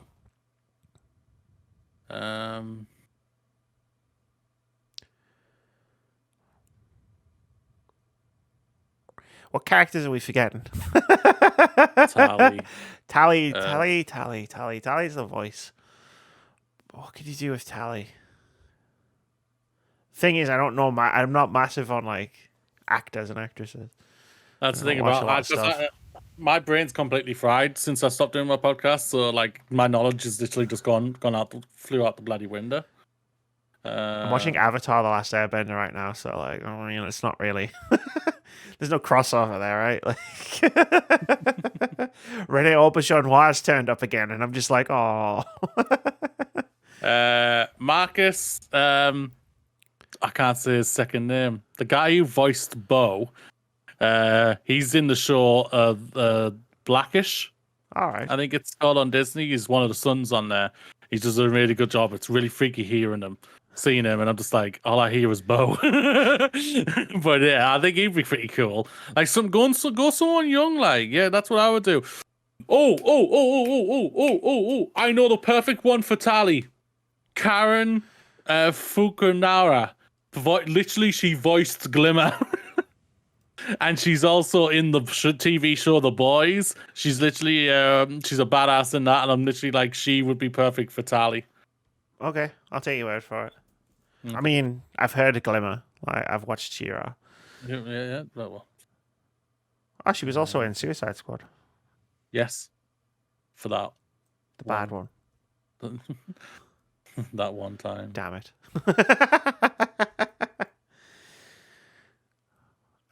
Okay, like, we'll probably stop there, because if we start going into Mass Effect 2 territory, it's just like, that's a lot of characters. And we've already nailed Morden's casting. You have to make it Matt Smith. He's got the same energy. He's got the same chaotic energy as Morden Solis. Like, I will accept nothing else now. I've already set myself up for disappointment. if you're gonna go a male chef, and if you're gonna go Caucasian, how about Anthony Starr, who plays the Homelander in The Boys? I think he's got the sex appeal, and he's also, that's what they'll want for that kind of show. They'll want someone, and he's also got some killer charisma. So I think he would be pretty decent as well. Heck, just take the stars from The Boys. Just take the cast from The Boys. There we go. You can literally, I'm looking at them right now, and I can literally say, "Yep, there's Tally. All of them. Yep, there's Joker. Yep, there's the villain and Carl Urban. It'd be awesome." Or you can make him as Fen Shep, male Shep, and all like that. Yeah, you can just do all that. That'd be brilliant. There, that's the entire cast done. Oh God. Boom. I made a mistake. Oh, she's made a mistake. I decided to Google it and see what other people were saying. See if I get some cool ideas. People have a lot of bad ideas. Oh God. People have terrible ideas. Like, wow. I'm not reading any of them out. Go on. Okay, I'll click on the first one I saw. Bear with me. It's loading. It's IMDb. So, Commander Shepard would either be Emily Blunt, which I've already said, or Sam Worthington. I like Sam Worthington. Ashley would be Kobe Smulders, and Caden would be Carl Urban. I'm not done yet. Rex would be Ron Perlman. I actually kind of like that. Ron Perlman as Rex. That would be pretty badass. That would be pretty good, Dan. Liara would be Olivia Wilde. Did we play different games? Like, no. That was no. Sorry. She has the eyes though. Like there's pictures She's got of her, like she's got the eyes. I get it, but like Liara's more than eyes. That's all I'm saying. Yeah. Tally Famke Janssen. And again, no. I feel like we've played different games. Okay, so I've just found this one for casting call. 10 actors read the cast in a Mass Effect Hollywood movie. Blah blah. This is that Screen Rant. So Sorry, there is one really good idea on here. Go on. Benedict Cumberbatch as Sovereign. Oh, he does that. He would do it. He would be a good Sovereign. That conversation you have with him at the base. Yeah. Oh, that'd be good. That'd be nice. It would be very good. But yeah, so they go Command Shep, Fem or male, Henry Cavill or Emily Blunt. So they followed that. Everyone just says Emily Blunt. Maybe it was osmosis. Maybe that's why my first thought was Emily Blunt. I've just somehow just absorbed Emily Blunt as Commander Shepard through the internet. Yeah. Ashley Williams, Kirsten Rita. The problem is, anyone you cast as Ashley has to be someone I don't like anyway, because I just don't like Ashley as a character. Garrus Vakarian. This one's outlandish, and I don't know if I would like it. Matthew McConaughey. No, sorry, no, I don't. Caden Alenko, Matt Boomer. I think he's from. Can I just point out that this is these are both very whitewashed casts as well. Liara Tassani, Rachel McAdams. Tali Zora Nara.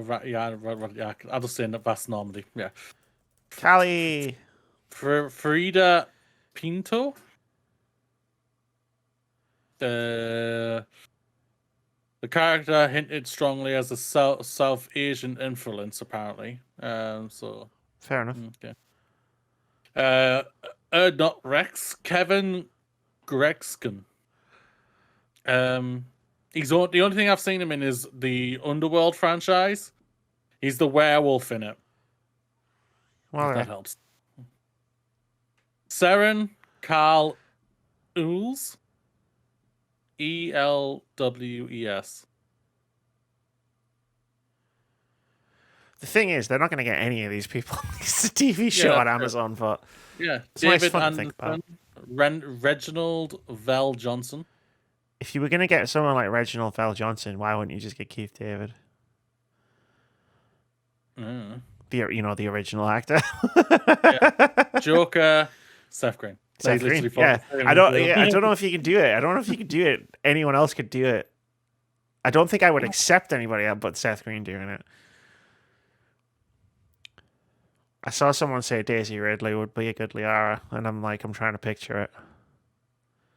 Maybe I just want Star Wars The Last Jedi again. I can see Daisy Ridley in it. I think Daisy Ridley would be a good role, or just which one would you put her as? That's all. I think you can't put her as the lead because I think you'll get the backlash again from I've got a great idea. I've got a great idea. What we do is Daisy Ridley can be Commander Shepard, Adam Driver can be Saren, and we'll just do this whole thing again. Oh, okay. Boom. We'll just go through the Last Jedi cast list, and we'll just cast. That's the Mass Effect cast list, and we'll just join the dots. Sweet. Okay, I'll go along with that. Done. Kelly Marie Tran can be Tally. Oscar Isaac can be Joker. I don't know. Let's continue with BioWare, I guess. Yeah, let's move on. That was fun, though. Love a bit of dream casting.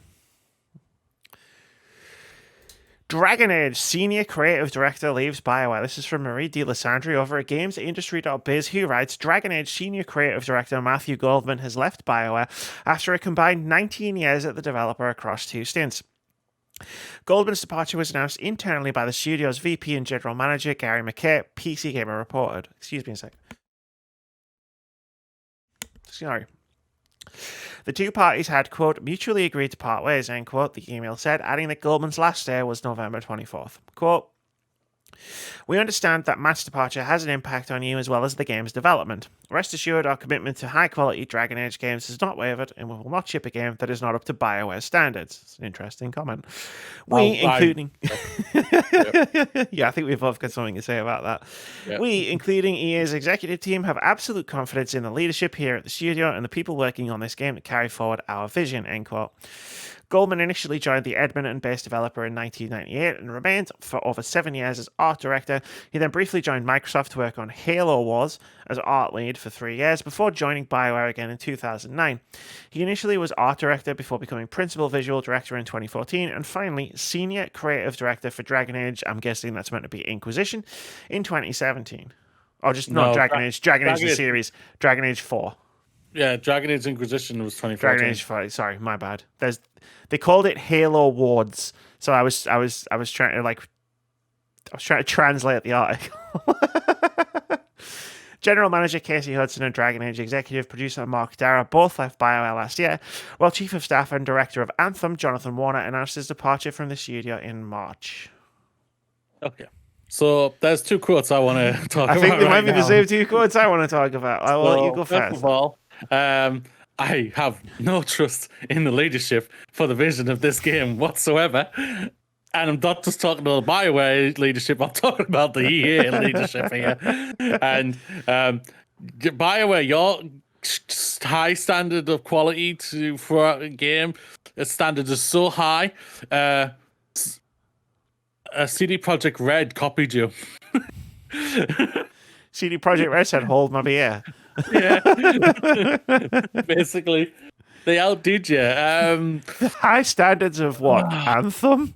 Like, do you think you get a pass for the Legendary Edition? Because you don't. The thing is, yeah, their last 2 games, and I'm literally taking out the Legendary Edition here. Anthem and Mass Effect Andromeda has not been released in a great state. As much as you and me both enjoy Andromeda, we both can hold it. We both can still say, yeah, that was a boogie mess. I enjoyed Andromeda, despite its flaws. Yeah, despite its flaws, indeed. Yeah. Oh God, there were many flaws. This is gonna suck. Oh, Megan, I won't lie. I was kind of expecting that we might see something at the Game Awards. I think we probably still will, but they're not going to give us a date or now. No, not even a release window. Oh shit! Like people who don't know, like my first Dragon Age literally is Inquisition, and I adored that game. Even though there was a lot of things I had no idea, like when this one random character just turns up, thanks to the dwarf character Varric, and he's like, he was very important, and I was like, I have no idea who the hell you are, so don't be ashamed that I killed you in it. I killed you in the game when you give the choice, because I had no idea who he was because I didn't play Origins on number 2. But either way, but I still love the game. It's one of my favorite games from last generation. It's easily in my top 10 for last generation, probably even top 5, and that's like, sure. That's a bar and a half in itself. But like, wow. Oh God, Amy, this game's gonna be. I don't want to know what this game's gonna be. I loved Dragon Age Inquisition. I hold Dragon Age Origins up as one of my favorite games. I must do. I've played it like 12 times. Same with me with Inquisition. Like when it was on Xbox 360. Like objectively, the worst of the platforms you could play it on was console as well, but I still played it like 12 times. Like, and this is what happened with Anthem, and this is what happened with Mass Effect. I've done this before on this very podcast where I've sat here and gone, "Ooh, BioWare's lost some staff. Ooh, BioWare's lost some more staff. Ooh, BioWare's lost some more staff." I've seen how this story ends. I'm not a fan. Not Dragon Age, please. Please. Is it because they want to try and get this out as fast as they can so they can get back onto Mass Effect because they feel like they've got goodwill back because of Mass Effect Legendary I don't know Edition? what they're doing, but I've seen this happen. We saw a bunch of key people leaving before Mass Effect Andromeda, and again, Mass Effect Andromeda was a game I enjoyed, but it had a lot of problems, which I acknowledged both at launch and when I revisited the game last year. I saw this with Anthem. A lot of key people left development during Anthem, and here we are again. People are leaving BioWare during the development of Dragon Age. And I don't... It's crazy to think that we arguably know more about the next Mass Effect game than we do the next Dragon Age game, even though the next Dragon Age game is the next game that's technically, quote unquote, technically coming out. Maybe it's not. Maybe Mass Effect is. Maybe that's what's happening right now. That they're moving this aside to get Mass Effect out. Maybe they rebooted the development of Dragon Age. We know they did. At least once. Maybe twice. Yeah. Like, we know that. So maybe it just pushed Dragon Age further down the line, and maybe Mass Effect jumped the queue. And it's further along. Because it's further along. Maybe that's what's happening. But it still doesn't bode well for Dragon Age. Yeah. That a lot of their key developers are leaving. Like, Mark Darrah, like, Dragon Age executive producer Mark Darrah left BioWare last year. Like, and he was the guy in charge. And now, a year later, the guy in charge of Dragon Age has left BioWare again. Like, they've lost 2 executive producers in the last year, and you're telling me that that's not a bad sign? I'm in agreement. I think they have. They got so much goodwill with the Legendary Edition for Mass Effect that they are delaying this. They're pushing this back. And they're pushing forward with the Mass Effect. From where I'm sitting, looking at this, either something has gone horribly wrong with the development of Dragon Age, or something is going to go horribly wrong when they release Dragon Age. It all depends on how far they were on it, because like first reports were it was going to be a games to service game. Was that not just me winding you up? I'm pretty sure the people were talking. Oh yeah, no, there was a Jason Schreier thing, BioWare Magic. Yeah, I remember. Yeah. They were going to do it as a game to service game, and then they came out and says, "No, we're not." Oh so shit! Look what happened to Anthem. That's theoretically a full reboot. That's a full restart again, arguably on the game. I hope so, because I don't want to. Like, it would be a bad idea to take the skeleton of a live service game and make it a single player game. Looking at you, Avengers, that would be a terrible idea. Like, because the game just wouldn't feel right for anyone. So theoretically, when did the article did we talk about that? Was it this year? Magic was. I'm sure it was last year. I'm pretty sure it was last year as well. No, about the BioWare Magic, I just mean in general. Like, it was the BioWare Magic article. Sorry. Where they was that when they said that Dragon Age is now a single player game? Wow, he was still. Oh, bless. He was still. He was still working at Kotaku. So that's theoretically last year. So theoretically, they've completely restarted this game from the ground up. Yeah, theoretically. Once. So they've completely pulled it apart.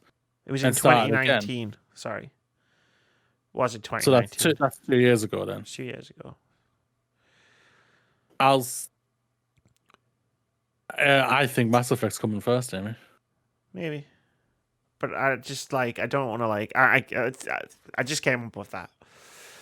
Right now. I know you did. I know you did. And everything like that, but, all the signs seem like, just going off from the from the facts and everything like that, they've been pushing this and delaying this and delaying this and delaying this so many times that the last game was 2014. By the time the next game comes out, theoretically, it might be 10 years, depending on when this comes out. Yeah, I mean, you're not wrong. But I'm going to be honest with you here, Moody. Given the history of BioWare, especially the recent history of BioWare with the last 2 games that they released, and again, I'm not including Legendary Edition. I don't want to see Dragon Age right now because I'm seeing the same signs I saw with their two previous games, both of which had I agree. issues, one of which had major issues, and I don't want to see it. I'm just gonna say it. I don't want to see it I agree. because I don't think I'm gonna like what I see. I completely agree with you because I don't need the bad taste Exactly. of Dragon Age. Like, all I know I'll do is just say, well, nope, okay, back to Inquisition. I'll just play Dragon Age Origins again. Oh, even that, because a game share with you, I've got it as well, so I can play. I've been thinking about doing it. I'm just thinking that's a big ass game that could take a while. Origins, yeah, it's a big game. Yeah. Play it on PC. Trust me.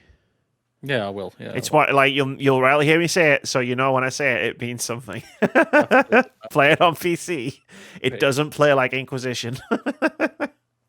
Oh yeah, I've heard that. I've heard that before. Yeah, I know. But yeah, like we'll see what happens. I'm nervous for Dragon Age. Let's move on. We got funny stuff now, or fun stuff. One of the two. This is a fun one. Microsoft reveals letter from that time it failed to buy Nintendo. This is from Tom Phillips over at Eurogamer, who writes, back in 1999, before the original Xbox, Microsoft tried to buy Nintendo. Didn't go so well. Now, more than 2 decades later, Microsoft has published a letter sent between the companies at the time revealing plans for what might have been.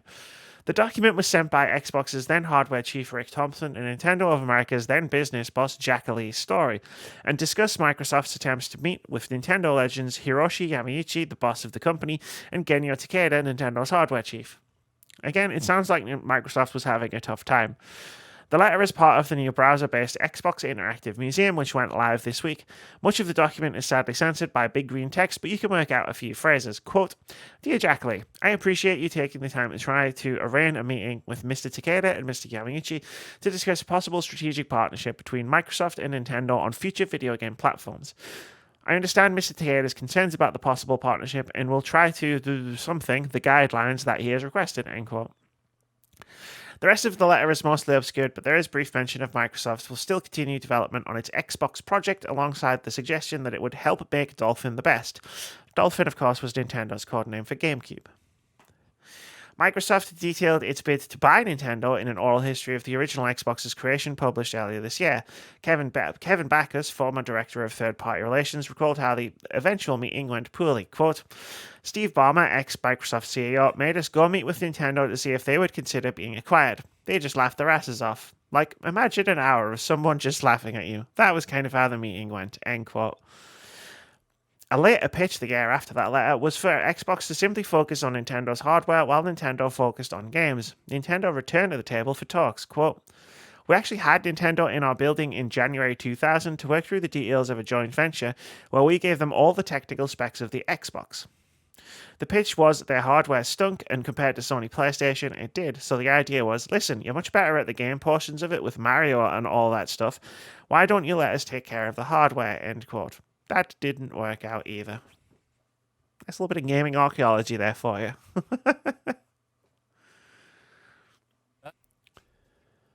Yeah, this is all a bit of fun. There's no doubt about it. Like, it's fun, like how, like with the last quarter and everything. Like at the time, they weren't the greatest when it came to like hardware and everything. Sure. Like GameCube, even though the GameCube I think widely received as well received, but didn't really sell very well at the same time. And they went to the Wii, which was like, what the hell? And then they went to the Wii U, which went, which was like, what the hell? And then they went to the Switch, is now, what the hell? So like Love they it. go like so we know like the next console is gonna be what the hell? Like gonna be like what, well, why are you doing this, Nintendo type of thing? Oh, but yeah, what the hell? yeah. I heard about the thing like they went in and like it asked, so we're interested in buying you, and they laughed at them for like an hour. Yeah, I heard that myself. Like I think we talked about that when it happened earlier this year. I think so. Yeah, sounds familiar. Yeah, it's a lot of like fun little nostalgia, fun little things, bits like to think what could have happened. What could have been? Yeah, could have been a Microsoft Nintendo team up fighting against Sony. Like could have been an interesting. That could have been interesting, right? It's like you got Halo, and you got Mario, like on the same platform. Wow, Mario and all that stuff. Interesting wording. I think I know why Nintendo weren't receptive to you. That was true. But Ah, Nintendo are also very arrogant at the same time, so they were never going to get bought. I mean, They were never no, going to it's allow never going to themselves. happen. Yeah. They're incredibly arrogant. Just read or listen to the book Console Wars. Whoa, wow. It's a ride. That is a trip, that book. That is a trip and a half. The amount of arrogance you hear from the Holy Nintendo shit. guys. Nintendo basically created their biggest competitor. Yeah. Whoops. Damn. Yeah, it's fun. Did you go out? Have you used the interactive museum? No. You can like go on it on your phone, and you just have a little character, and you just walk around, and you can like look at like stuff like this letter and some other bits of Microsoft history. But you can also check out your own like personal history with Xbox. So that's what I've been seeing people That's what you've sharing. been seeing, yeah, because I did mine a while ago.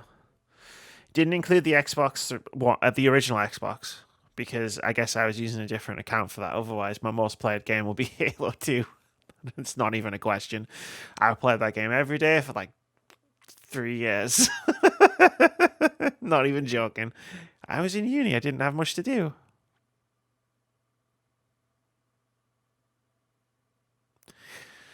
The look Moody's giving me right now. But like, what's hilarious is like my favorite genre of video game. It's not shooters. It's just not. It's not, it really isn't.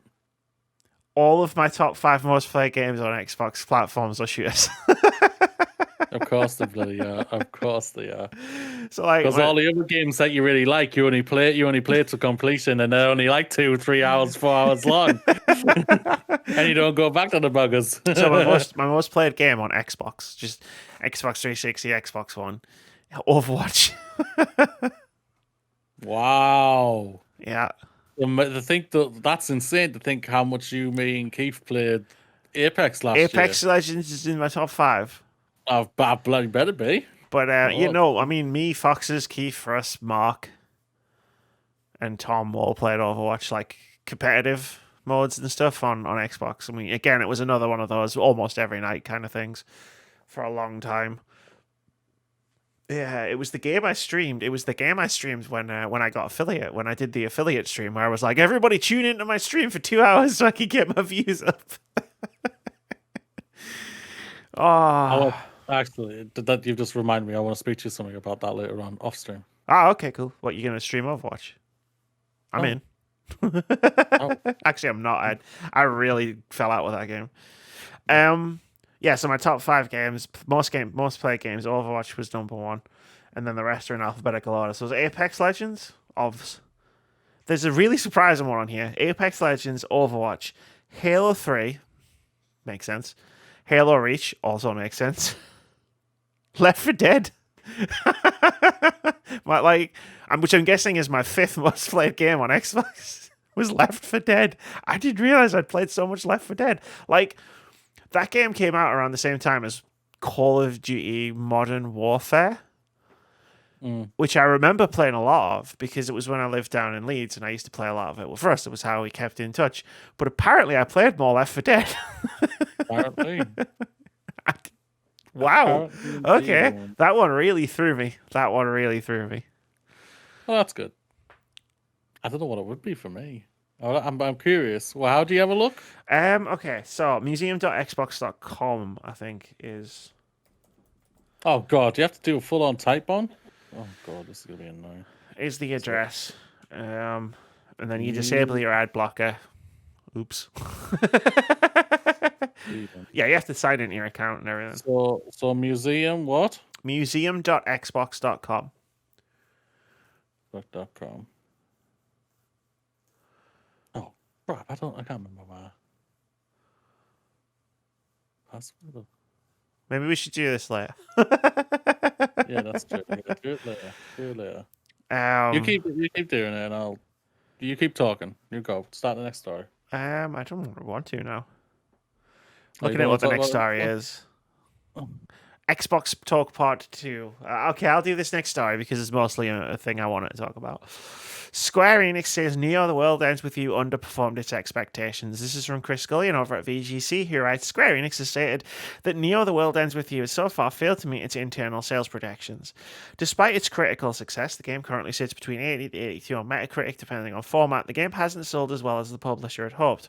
That's according to the first half results briefing it held for the financial year 22 to 23 earlier this month, the outline of which was posted last week. Quote, the HD game sub-segment released Life is Strange True Colors and Neo The World Ends With You in the second quarter of the financial year. We have plans to release Life is Strange 2 Colors for Nintendo Switch, as well as Life is Strange Remastered Collection in the near future. We are hoping for both titles to continue to sell well over the long term. End quote. However, President Yosuke Matsuda then added, quote, while Neo The World Ends With You was well received by users, it has underperformed our initial expectations, end quote. And I'm going to tell you why, by continuing to read the news story. The sequel to 2007 Nintendo DS RPG, The World Ends With You, was first released for PS4 and Switch in July. Like the original game, Neo takes place on the streets of Shibuya, Tokyo, where players take part in the Reaper's game, a life or death battle for survival. Players take on the role of Rindo as they attempt to uncover the mysteries behind the game they've been forced to take part in, according to Square Enix. So, one, I'm not happy that this shit's coming back, where publishers are coming out and going, oh man, this game failed to meet sales expectations. Hate it so much.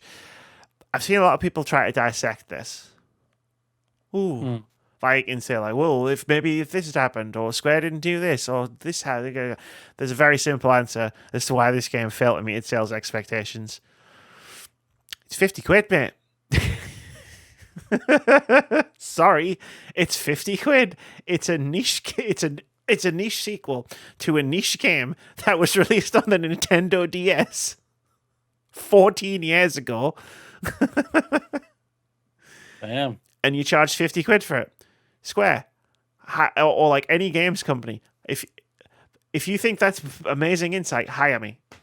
Because it's 100% the reason. Do you know how I figured that out, maybe? I just asked some people who I knew were Neo fans and said, did you buy Neo? No. Why? Because it was 50 quid.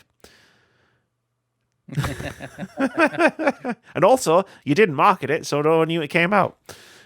Square Enix has this problem where it doesn't market some games. I've noticed. Remember when Shadow of the Tomb Raider came out? No one does, because you didn't tell anybody when it came out. Okay, I'm in. We're in. Where do I Okay. go? So I've said the thing, and then I don't know where you go. There's like a York. I don't remember. My Xbox Museum? My Xbox Museum. Okay, so we've just done the Neo story, and now if you clicked on the timestamp, we're back to the story we were talking about originally. I've put in a part 2. What he's going to do is Xbox gaming history. I'm curious as what his top 5 games are. Your number 1 game is Apex Legends, isn't it? If you keep running around the track, you'll find the...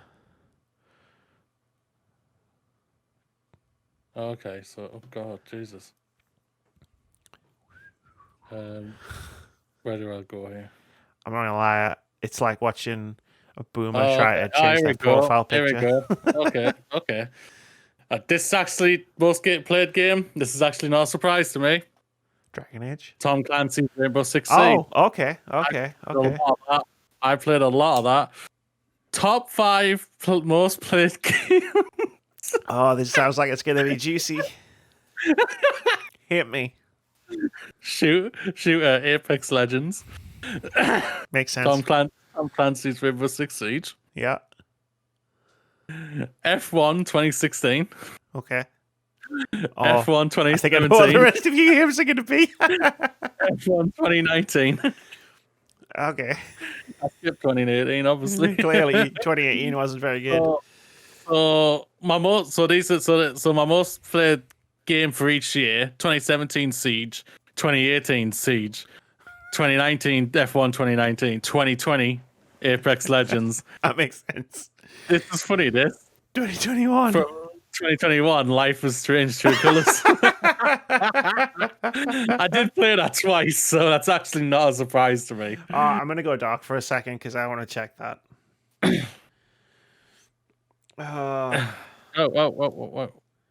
Turn around. Oh, Yes, no, by no, the no. way, everybody who's just noticed, yes, one of my lights is my phone. Wee. we do low tech here. Words about games. We use whatever we can find. Do you want to know the first game for my Xbox 360? Go on. Plants vs Zombies. That's fair. That's fair. This is a very popular game. I did not expect this. Wait, that's mathematically wrong, and I know that. My first game for my Xbox One, which I truly believe is not right here, is Gears of War Ultimate Edition. That doesn't sound like me. And my first game, apparently, for Xbox Series X/X is Forza Horizon 5. I know that's wrong. The first game I played was Unpacked. I did sign in. There we go. Okay. Oh, good God. I'm annoyed that only 2 Halo games. Oh, there's some shit on here. Why am I in the console history? I don't want to be in the console history. I want to find my music. Apparently, I have number of titles I've played is 200 exactly. Wow, that's a nice round number. Hmm. I'm in the Xbox timeline. How do I get out of the Xbox timeline?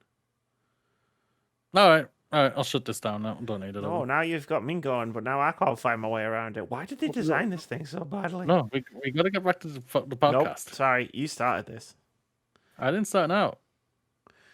You started it by putting it in the news story.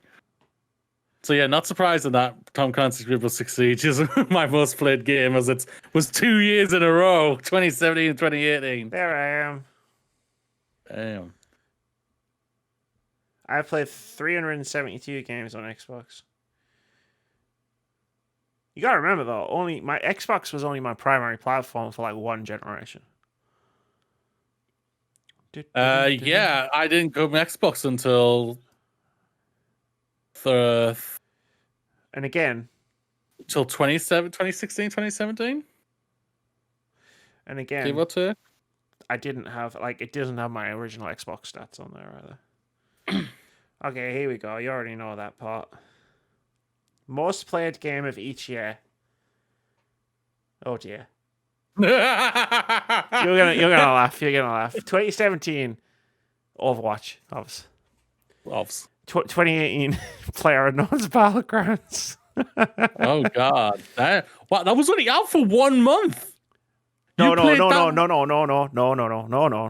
was it. Came out on December 2017. Oh shit! Xbox. Yeah, sorry.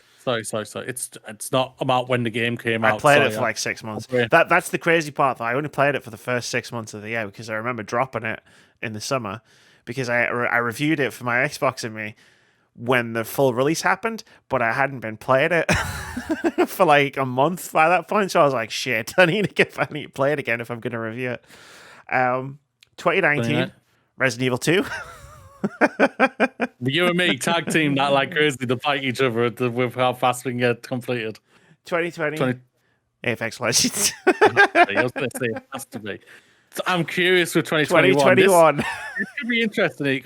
Where are you playing Lost Judgment? On your Xbox or PlayStation? 2021. Okay. Do you want to try and guess? It's a game I've played more than once. My brain's frying. Life is Strange, True Colors. Really? You the same as me? Oh, Amy, we can't play any more game on Xbox now. I've started laughing. Halo. I've got Halo. Sorry, Halo's out. You played that twice, did you? Yeah, because I went around to Nellie's and I played it there as well. Oh shit, yeah. Oh, I forgot to ask. Did she enjoy it? We didn't talk about it. What we played of it. We never finished it. Oh, but it was too difficult to get the Xbox back and forward. When I get my new Xbox and she has my old Xbox, then we can play it. We can finish it. I thought that was really funny though when you were like Life is Strange, and then I looked at mine and I was like, oh, that's mine as well. That's cool. Yeah, I have no thoughts on the Square Enix thing. No, it's fine. We're done. We're past that. The timestamp has Good. come and gone. This is a different timestamp. Good. I just had some stuff I wanted to get off my chest. Mostly, it's 50 quid, mate. Are you wanting to talk about this, or are you wanting to do this Yeah, tomorrow? no, we can do this. We can do this quickly. Because I'm not review. Unlike other outlets, I'm not going to review the game until I've played the full game. Shock horror. Welcome, ladies and gentlemen. It's time for us to talk about Halo Infinite's multiplayer beta impressions. Not the review. These are just impressions of what Amy has played so far of the game, because technically she can't review the game yet because 1, it is a beta, and 2, it's not fully out yet. I fucking hope not. I don't understand why there's reviews yet, but either way, Amy, what are your overall thoughts of Halo Infinite's multiplayer? It's so much fun. Like, it takes me back to like, so we just gone through like 2 of my top 5 most played Xbox games of Halo games. Yes. It's just taking me back to those days. Like, you watched me, and you were with me actually in Discord on the first stream, and then obviously I did another impromptu stream. And in the first stream, I was like getting back into it, and I was like, it's fun, but I'm not there yet. And then in the second stream, I was like, I'm there. Like, that was it. Like, about 20 minutes, 30 minutes in, I'm like, I'm in it. I'm there. And the difference is, Moody, there's an event going on right now called and with a new mode called Fiesta, and it's all Slayer all the time, and that's the thing I asked for after the first stream, where it's like, I want Slayer, and I got Slayer, and now I'm having way more fun. And I'm just sinking back into it. Like, I can feel it. It feels so good to be playing again. I'm still incredibly disappointed in Keith because he's still not playing it with me. I'm like, what the hell's going on? It's Halo. Where the fuck are you? Working, clearly. What the fuck? It's Halo. So, quick days, general thoughts. So, we'll get into like other things as well. Like, so the gameplay style and design for you, how's it working out for you? Yeah, it's pretty good. There's a lot of weapons. Like, so normally when I play Halo games, it's always like play through the campaign, finish that, and then jump into the multiplayer. And like, the campaigns give you a clue as to what the weapons are, right? But like, I've done it backwards for the first time ever, where it's like I've jumped into the multiplayer and I'm picking up guns and I'm like, don't know what this does. Let's find out. So it's a bit confusing, where it's just like, I don't know what's happening. Especially when you play Fiesta, because you randomly spawn with 2 random weapons. Every time you respawn, it's a lot of fun. And there are clearly like powerful weapons, like, and not powerful weapons. Like the gravity hammer is just all powerful in that game. Oh yeah, I saw that. Like, damn, like Amy went hammer time a few times. I did. When you see me get my fans on that hammer for the first time in that second stream, woo, woo. But yeah, it's just. Like, in terms of the gameplay, like, they've talked about back to basics a lot, where it's just like back to like the foundations of Halo, because it's kind of wandered a bit with Halo 4 and 5 gameplay wise, because obviously me and you both really like the campaign of and the story of Halo 4. But like gameplay wise, it's kind of tries to be Halo, but also be other popular I'm just gonna say it, Call of Duty. It's also trying to be Call of Duty. Like, and it didn't really work too well with what Halo was. So it's kind of like they've just forgotten about that, right? It's like they've forgotten about trying to bring in popular features from other first person shooters, and they've just done what works for the game that they want to make. And you can kind of feel it as you're playing it. It feels a lot better to play it in the multiplayer than 4, especially. The only thing that's missing is, and I'm hoping this is just because it's a beta, there's just not very many mods in the game. Like, there's 2. You can play big team battle, or you can play quick play. And that's it. Well, I guess that's why it gets away with a couple of things, because it's a beta. It's a beta. That's the thing about it. It's not going to give you everything because it is a beta. That's what I'm hoping. Anyway. Yeah. Hopefully it's going to be good. Hopefully it'll give you more and everything further down the line and everything. So Hopefully, when the Well, game properly releases on the 8th on of the 8th December, of I believe. December. It's one of those things where it's like, it's one of the things that Halo multiplayer is known for is there's a lot of different modes. So, like, you can jump into it. That's amazing. Just see what Sophia's put behind you. Um, 10 out of 10. I'm trying to have a serious Halo talk here. But no, it's like it has a lot of different mods. Like there's Griffball, which is just this weird fucking pseudo sport that was invented by Red versus Blue that became a mod in Halo games. Like you can essentially like have the whatever experience you want. Whereas right now you can quick outside of the event you can click quick play and then you're just chucked into game modes that I don't want to play. And that was starting to frustrate me a little bit the first time I streamed it. The second time I streamed it, I had no problem because I just played Tango Fiesta. But I'm hoping they add it in later. How's the world design from the levels, like the maps and everything? Those are like the primary content that you would need and everything. But obviously, we know what I believe you said. There's only a couple in there, so I don't know how many maps there are. Obviously, because I haven't really played Big Team Battle, so there'll be maps that are large specifically for like large amounts of players. And I played like one game of it. So, but like there's a decent cycle of maps that I've been going through. Like I noticed some more the second time I played that I hadn't played the first week, which was interesting because I don't think they added any extra ones. So I think I just didn't hit them in the rotation. There's maps I like and there's maps I don't like, which is kind of standard for like your arena-based first-person shooter, multiplayer first-person shooter. But like it's almost like a play style thing, right? It's like I like maps that aren't like big open areas because I'm not very good at shooting people from far away. Like I like to get in people's faces with a hammer, preferably. But I like the levels are really well designed, like around what you're trying to do. Like in terms of Slayer again, there's all the usual stuff. There's good choke points. There's sort of like places where like two teams will naturally like fight it out from like two different sides of a corridor or into a room or something like that. And like the ones that I don't like so much are the ones that are not suited to the way that I want to play. That not suited to my play style, right? So it's not like I'm sitting here going, the level design in this level is bad. It's the level design in this level isn't suited to me hammering people, shooting them in the face with an assault rifle. Yes, very good. Hopefully that'll get expanded upon, obviously, when it opens up and everything. So, like I say, beta, we gotta I think we have to reiterate this for everybody, ladies and gentlemen. It's Infinite.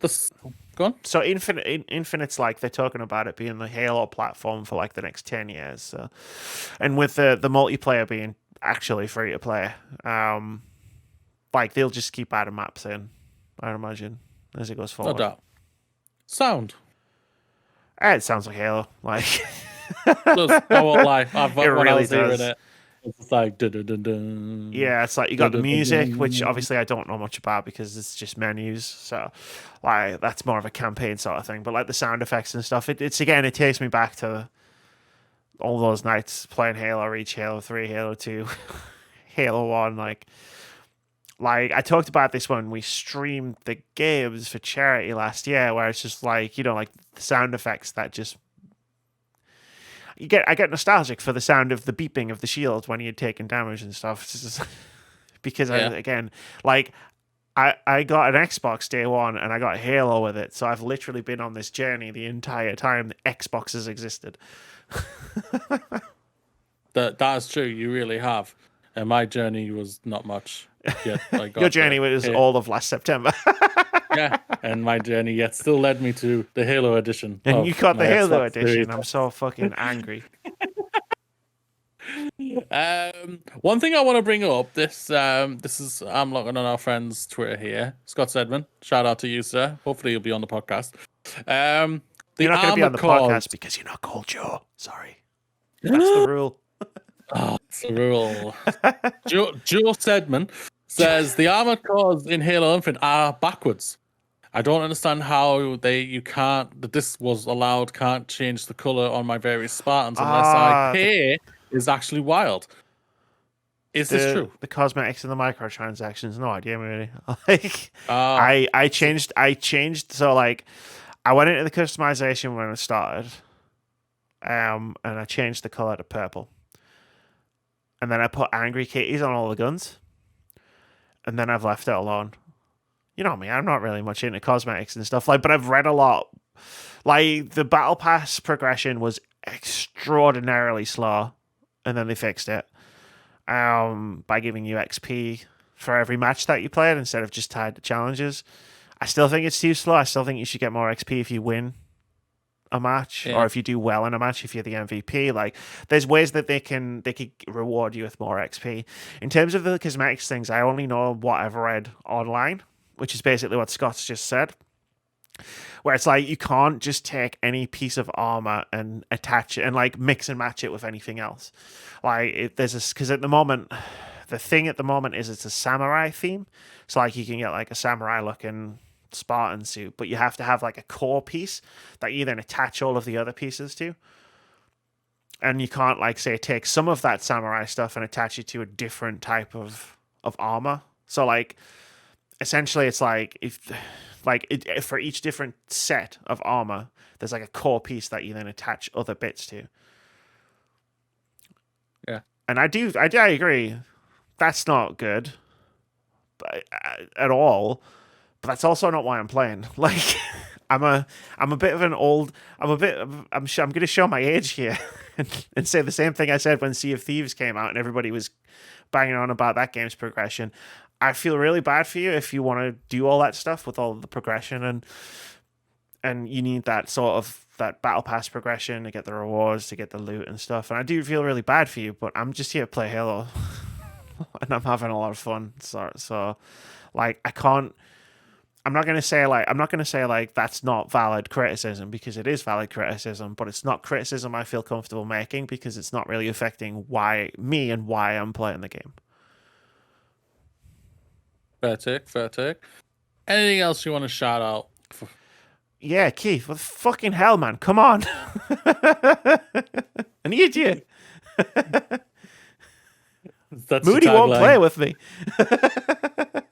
I just know I'll out. All right. You know what? I will download it, Amy. I will install it. I thought it automatically downloaded.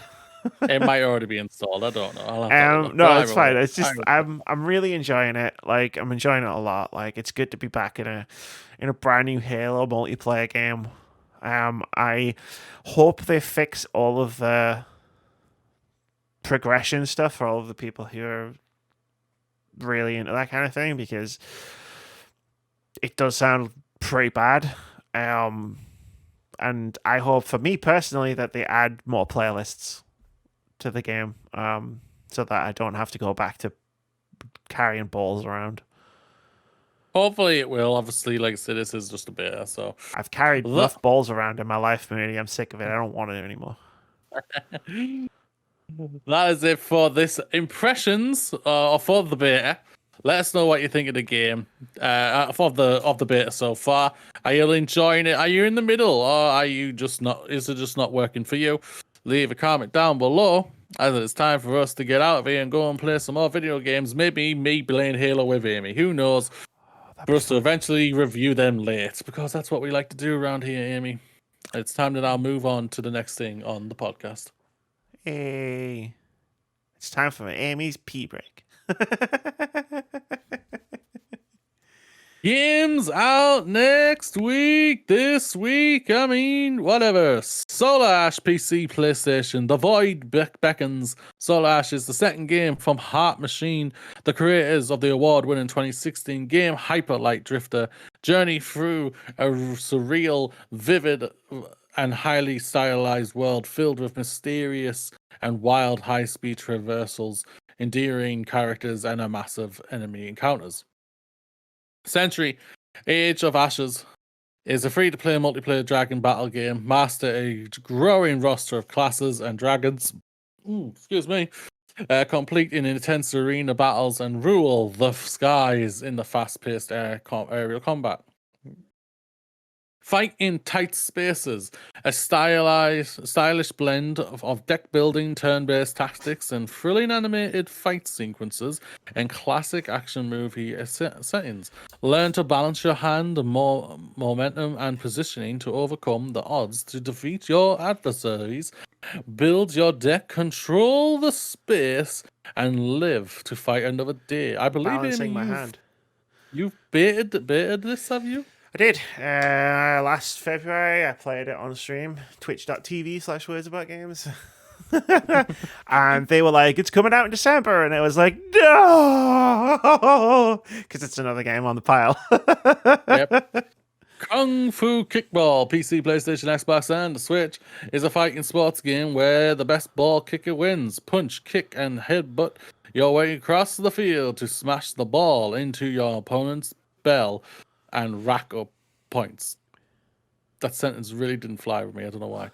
Mecha Jammer PC, a tactical cyberpunk turn-based RPG set on an off-world grindhouse jungle colony.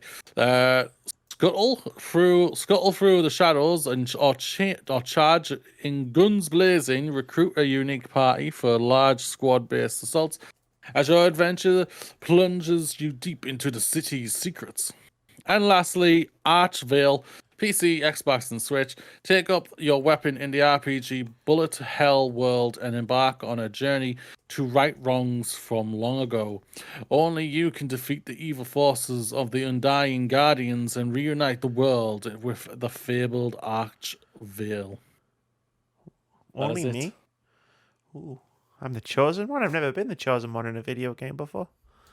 You are the chosen one. You are the avatar of that game, Amy. Imagine how good a good Avatar game would be. I'm still waiting for it. I know, right? Let's not talk about the one that actually got released. Should we play OpenCritic head-to-head? Why not? It's time for OpenCritic head-to-head. This is the game me and Moody play most weeks where we try to guess the OpenCritic average of one upcoming game. Whoever guesses closest to the score gets 1 point. If you manage to guess the score correctly, you get 2 points. Last week we didn't do one because it was Thanksgiving and Black Friday week, so no one really released anything that, or at least nothing that we felt we could do an OpenCritic head-to-head for. So this week we're doing 2 games, and I'm being smart, Moody. Being smart.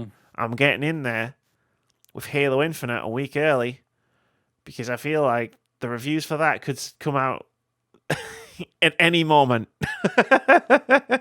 So I'm being clever and I'm being like, we're going to get in. So this isn't going to be a situation like Battlefield where the reviews are already there, Amy. You can't do that one. I mean, there's reviews already there for Halo Infinite, but they're just for the multiplayer beta, so they're stupid and they don't count. So we're doing 2 games this week. The first one is Solar Ash. Moody. You haven't written it in. What do you think? I always have to check these days. What do you think the OpenCritic average of Solar Ash, Heart Machine's second game, what do you think that's going to be? 87.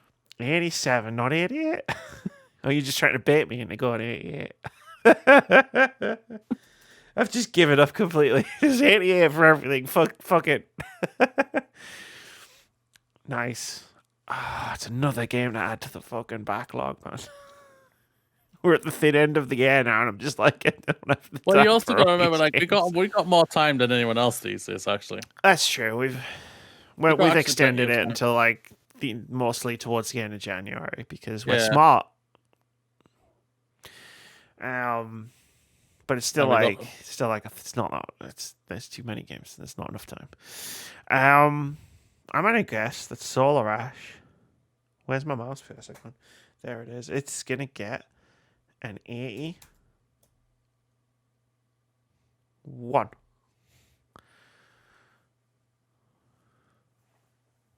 It's an indie game. I'm going to be pessimistic. Thank you very much. I have been burned so many times this year being optimistic about indie games. But that's not all we're doing, Moody. Halo Infinite. What do you think the OpenCritic average for Halo Infinite will be when it eventually gets the review scores? 88. How original. This is the one I'm looking into. Yeah. Well, Moody. Because I don't even know how these reviews are going to work. Are they going to review the campaign and the multiplayer separately? Well, apparently some of them have already. Some of them already have. Multiplayer. What's going on, GameSpot? What's going on? They gave it an 8 out of 10, and I looked at it and I was like, huh?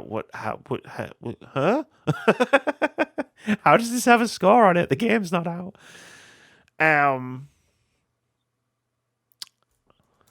91. I'm there. I'm like, this is the one. I've said this so many times this year, and I've been wrong every single time. This is the one, Moody. It's the chosen one. Like Forza before it. It's going to get higher than an 88. And I know I've said that like 6 times this year, and every time it's been wrong. But this time I'm right. Damn it. Right now it's at an 89, so... Has it actually got a fucking average? Because it didn't have an average when I went in. How is this happening? OpenCritic, it does, yeah, it has an 89. How? What the fuck? Games critics. IGN have done a review as well, gave it a 9 out of 10. 100% critic recommendation. What are you doing? What are you doing? What the hell? Oh, wait, ad. How can I see anything? This is... What the hell? Okay, that's stupid. Okay, refresh. There's 9 critic reviews, so clearly the embargo hasn't lifted yet. Like but yet they can talk about the... I don't get it, man. Because they're just doing the multiplayer, the fucking beta. Unless they don't have the beta and they've got more and they've been allowed to talk about it. Which that just makes no sense. I know, right? I don't get it, man. I don't get it. Whatever. I'm gonna do some investigative journalism. I'm reading the IGN review. Did you combine Keith, Foxes, and Joe together? I did. Keith needs at least 9 points taken off. No, he doesn't. That's what happens when you don't turn up for podcasts. Amy goes rogue. I was doing my final task for college. Look, right. They're still behind us. And none of them are coming back this year. It's fine. Even if they did come back for the next 3 episodes, there's only like 2 fucking games coming out. They can't beat us. I think. But you'd go crazy and say, I can give them a 3 times multiplier or a 10 times multiplier. No, because I'm winning this time.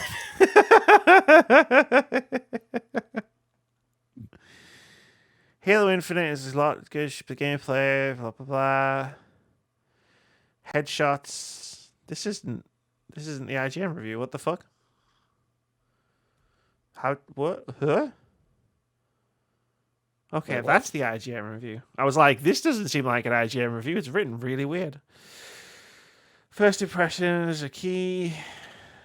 This is awkward, but please, nope, not turning my blocker off.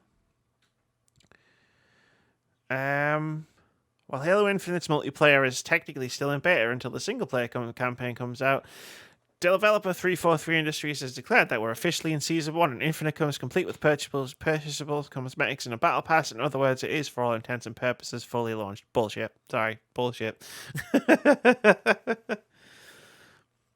I guess the critics are just not reviewing the campaign then. What the fuck is happening right now? Like, I mean, I feel like I've done this thing at the end of the podcast like 10 times in 2021, but game critics, what's going on? Do you need a hug? Is that what's happening? I'm so confused right now.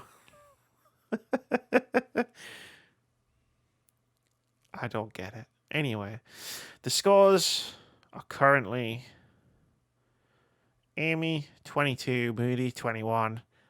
All of our previous guest hosts combined 18 with 2 draws. There are these 2 games plus probably 2 more coming up. with a maximum total of 8 points left to play for between myself and Moody. You can shake your head all you want, all right? You're gonna win on a technicality. I'm not going to win on a technicality. Yeah, you're gonna win on a technicality. Technically, I would have got the point for Ratchet because here we Fox is go not again. here. I should have got Pokemon because I was the closest out of all of you and me. Now taking my headphones off. You can do now. I know what I'm gonna do. Try it.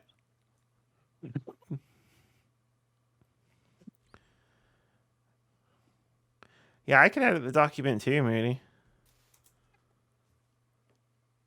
Oh, look at that! It's Amy 22, Moody 3. I guess I can call myself the winner.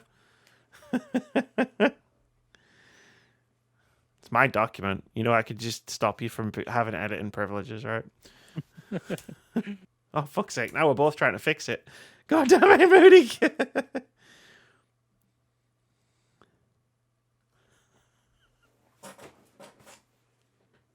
Watching you.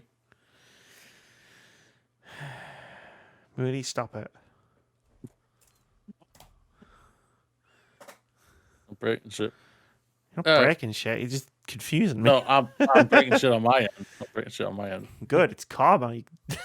It wouldn't have broken it, I won't lie. That's going to do it for this episode of the podcast. Thank you very much for watching or listening. If you've watched or listened, as always, head over to youtube.com/words-about-games, slash words about games UK if you're not already there to get the videos of these podcasts and also our game reviews.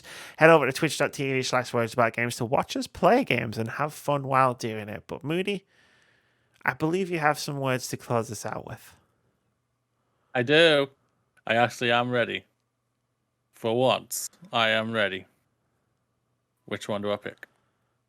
3. Because there's so many good ones. That's the thing about it. Number 3. I picked number 3. That doesn't help. Okay. It is a new beginning, everybody. The weekend is done. The week is here. So let's start with some positive energy for everyone.